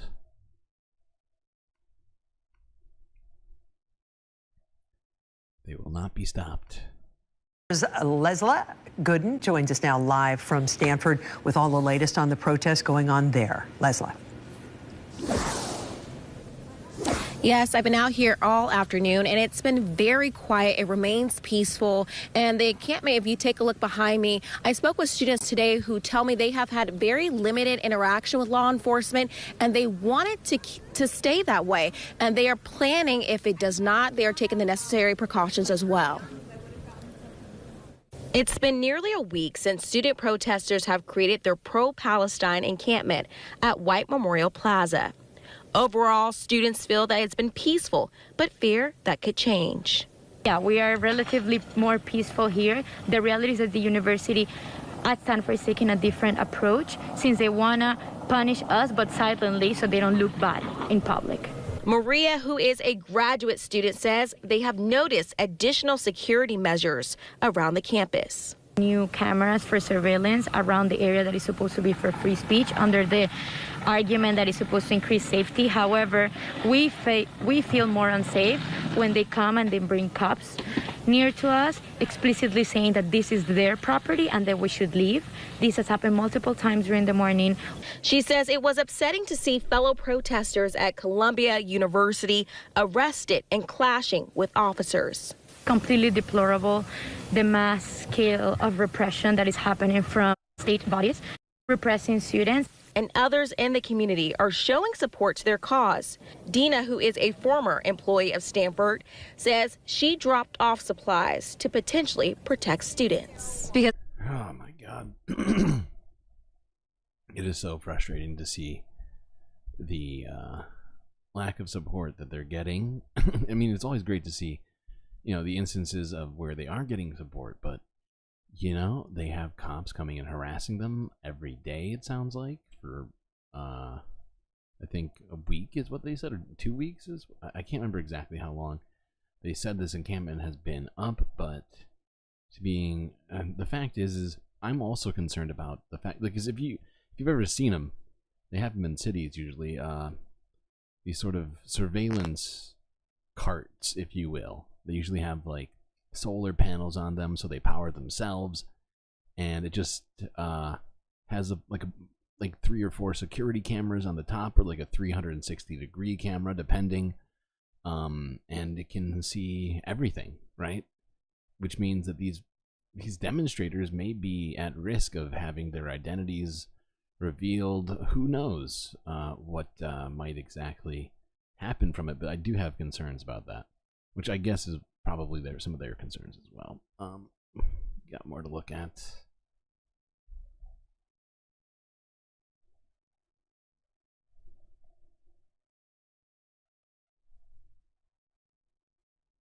Dang, I gotta pee.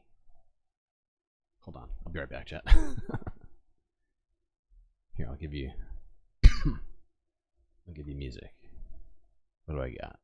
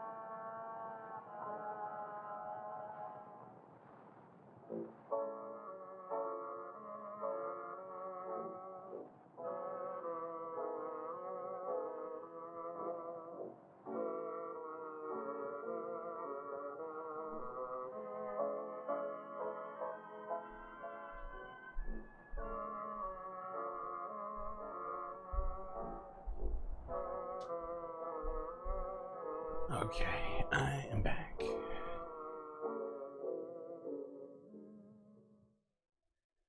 What's next?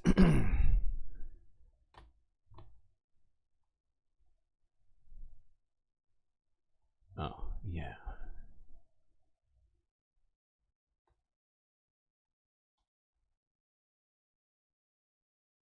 Let's watch this from Al Jazeera from 14 hours ago. This little piece is entitled How Students Around the World Are Taking a Stand for Gaza.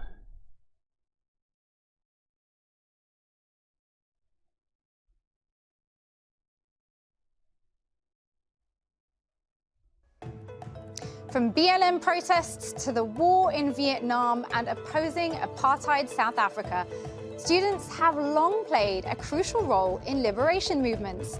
Today, a growing tide is speaking up for Palestine. So why is solidarity with Gaza igniting campuses across the world? I'm Miriam Francois, and this is The Stream.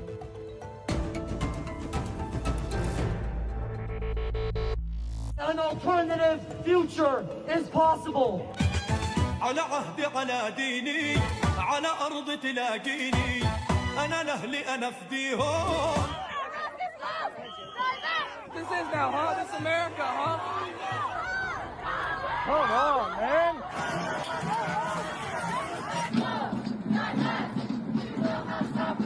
Up with liberation. We are extremely powerful right now. I can see you.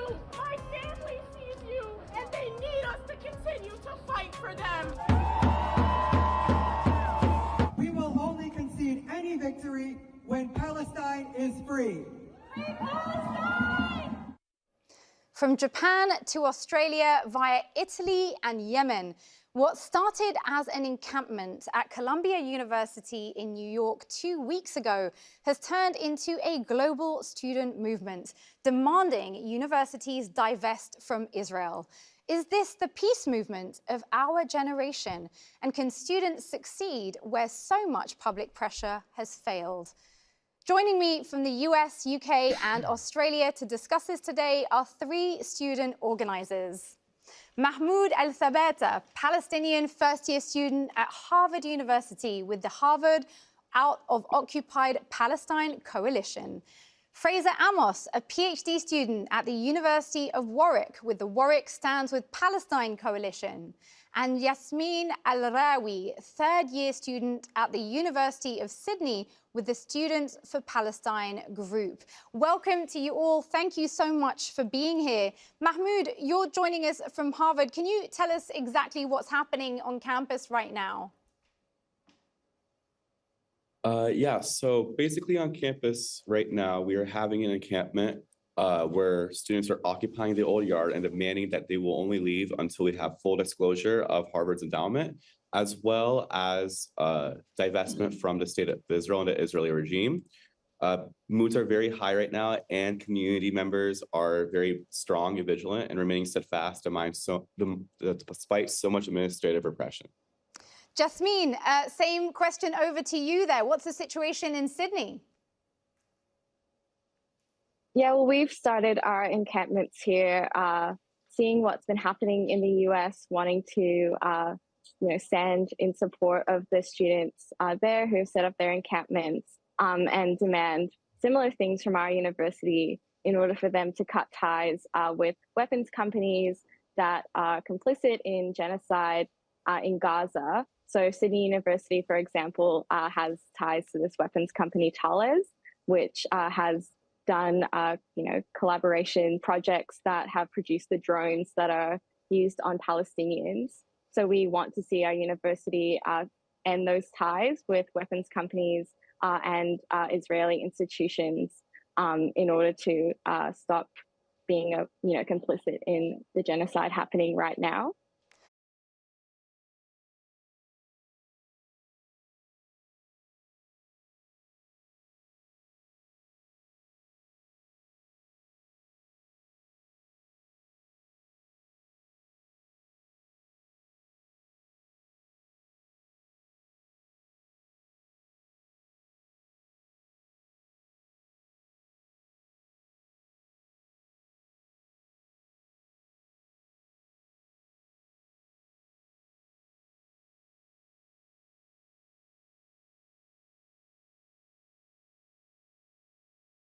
Palestine right now.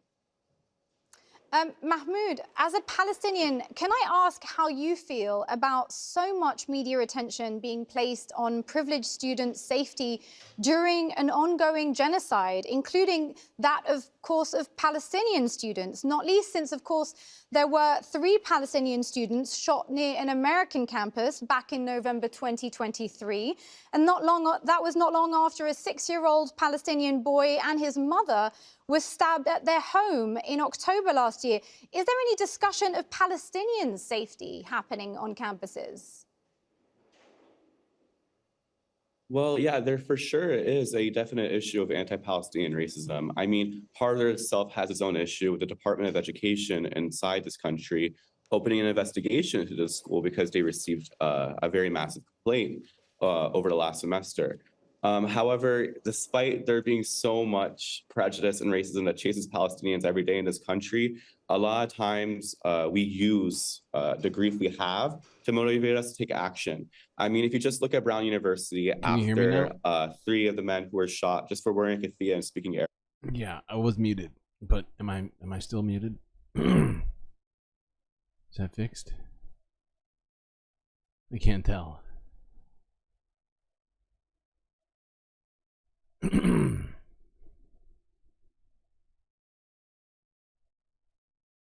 Wow. Okay, Nightbot, I see you. Definitely. You can hear me now? Okay, good. Okay, good. Fixed it. Hisham was one of them, and he is a student at Brown University. And right afterwards, they created a Brown Divest Coalition to demand Brown University to divest from the Israeli state and also ensure that none of their money is going towards investments in genocide, occupation, or apartheid. You see the same thing over here with repression really energizing people on campus. However, there always is a talk to ensure that Gaza and the genocide going on over there right now is at the more forefront of everything we do. We try doing that with having our event programming circulate and surround so much about what the travesty is going on in Gaza right now, as well as making sure that everyone on the ground is aware of what's going on and committed to staying steadfast and demanding Palestinian liberation. Now, weaponizing privilege for the cause has been a big talking point on campuses. Listen to this. The kids involved aren't just working class, hardworking kids. Those are kids with privilege. Those are the kids of Congress members and business execs getting arrested. That's a big deal. Columbia University is where the next generation of leaders is supposed to be born. The next generation of oppressors. And now we have all of these young, rich kids using their privilege to fight against a system. Yeah, of course the system's freaking out. And that's not to say that there aren't students that are on that lawn right now risking everything, because there are. But a lot of those kids are weaponizing their privilege against the system that gave them that privilege. Fraser, I want to ask you, do you think that part of the tough response we're seeing from authorities around the world to these protests is precisely because these are the sons and daughters often of important people who are expected to uphold the status quo? Yeah, I think that that's definitely a factor in what's happening, but I think it speaks to the strength of the global solidarity movement that you have students like that are now being mobilized to take action.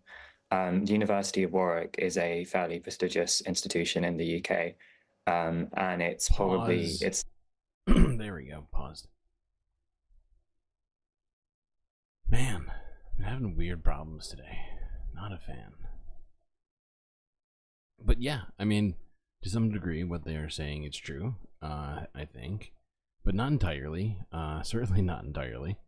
I think it's a spectrum of people that are protesting. I think in Colombia, you could probably be specific in that way. To some degree, it's a little fucked, but I mean, kind of is the way our system is set up to some degree. For fuck's sake. But yeah, it is. I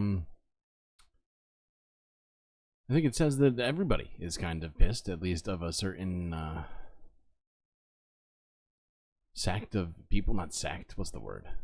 Group. Sect sounds too inflammatory.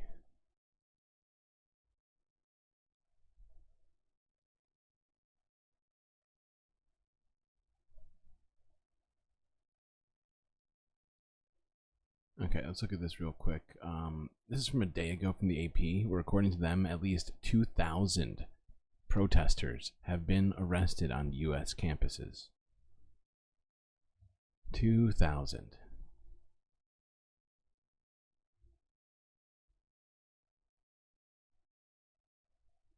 This wave of protests that we've seen on college campuses around the U.S. Began 2 weeks ago. There was a group of students at Columbia University who started camping out on a main lawn in support of the Palestinian cause. NYPD officers came in and cleared out that camp. They arrested about 100 students. And from there, we saw solidarity protests break out on campuses across the U.S., from New York to Florida to Texas to Georgia. One of the most tangible actions we can take is to demand disclosure of investments and divestment from investments that are actively funding the Zionist regime and the genocide in Gaza. They could end this today by meeting the students' demands. They're not unreasonable demands. Some of these protests have come to a head over the last couple of weeks. At Columbia University just the other night, NYPD was called back a second time. They cleared out protesters who had occupied a building on campus and arrested over 100 students. Then at UCLA, we've seen some clashes between the pro-Palestinian demonstrators in a tent encampment inside groups that were challenging them. Just last night, police showed up and started clearing that protest encampment. There have been more than 2,000 people arrested nationwide on campuses across the country since these protests started. It's a prevalent movement, but still nowhere near. It's insane that over 2,000 students have been arrested at this point. How is that possible? In this country, you're supposed to have fucking free speech, and We're just watching a nationwide crackdown on it.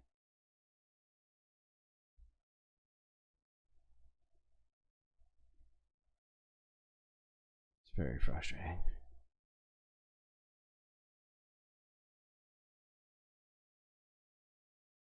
What time is it?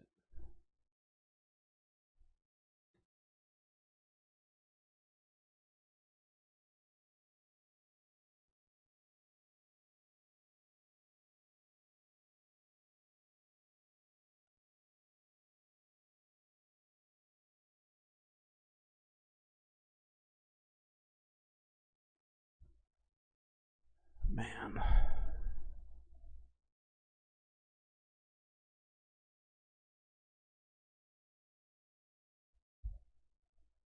Got a bunch more stuff to look at here today, but I'm wondering if maybe I should do it another day.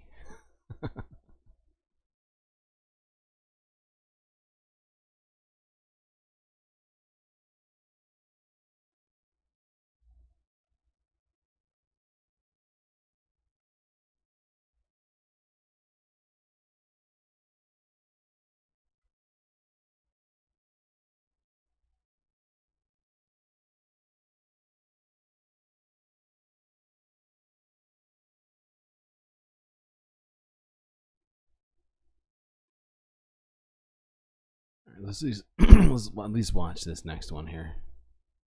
This is from 12 hours ago. This is a very upsetting video to some degree. Thankfully, nobody was gravely injured during this, but it's from 12 hours ago where a man drove a car towards a crowd at Portland State University.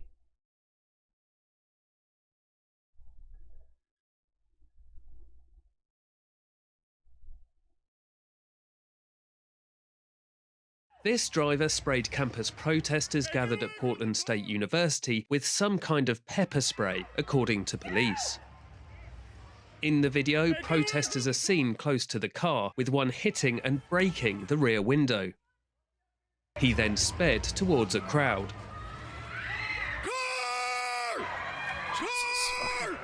No one was hit by the vehicle. He fled the car while being chased by several people. Police say he has been brought to a local hospital on a police mental health hold. At least he was arrested. I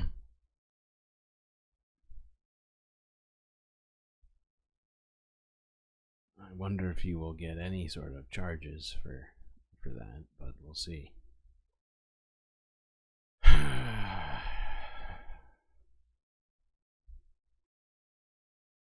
Thankfully, it was not another Charlottesville. That's what I thought I was about to watch when I first saw that.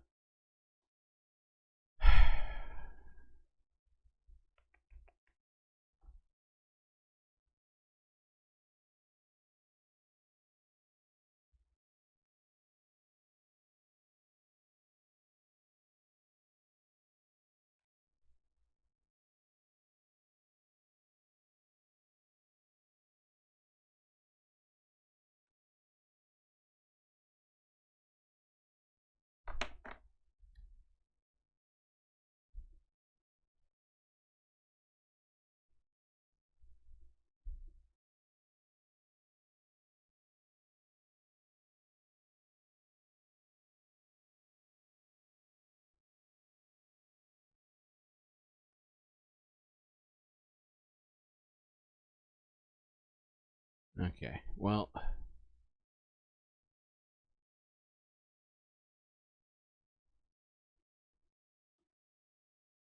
I have like an entire, practically have like, Jesus Christ, it's like 2 hours of shit. I just wait for tomorrow.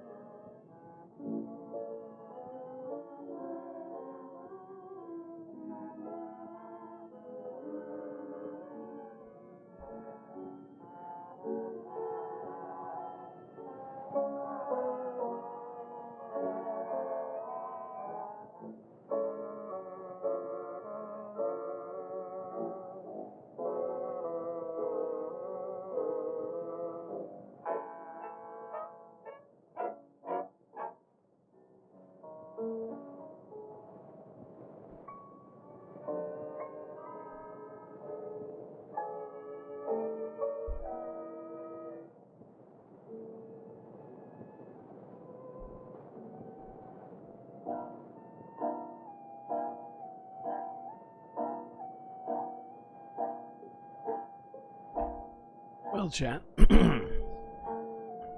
think I'm going to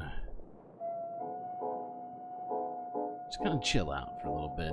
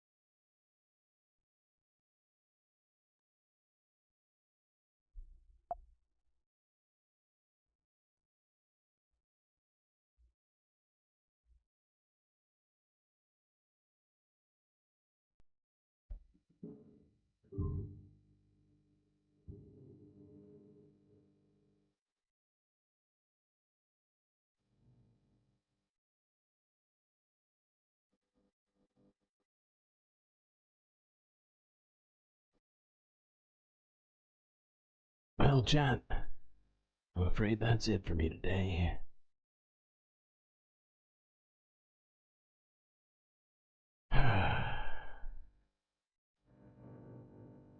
Hope you all enjoyed the stream. Till I see you next time, you stay classy, Galactic Stream Nation.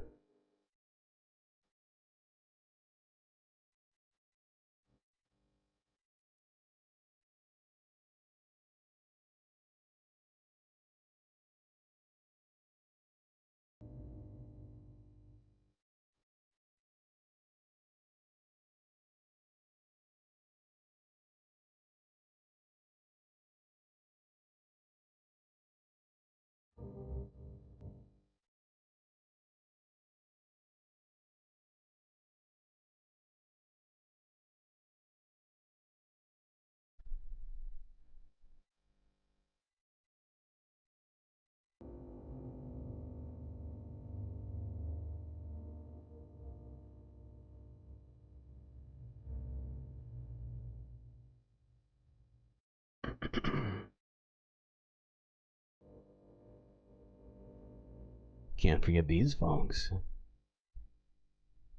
These are your galactic producers. Gabby, Goth Dogs, Aaron W, Mitty, Robot Cat, Pitchforks Dragon, the Anti-Corporatist, Vincent Morales, and Donald James X. These individuals made the right decisions in life, leading them to being able to help produce the Galactic News Network. That's right, chat. I did update the old Galactic Patron end screen. A little bit fancier, definitely fun, and more readable.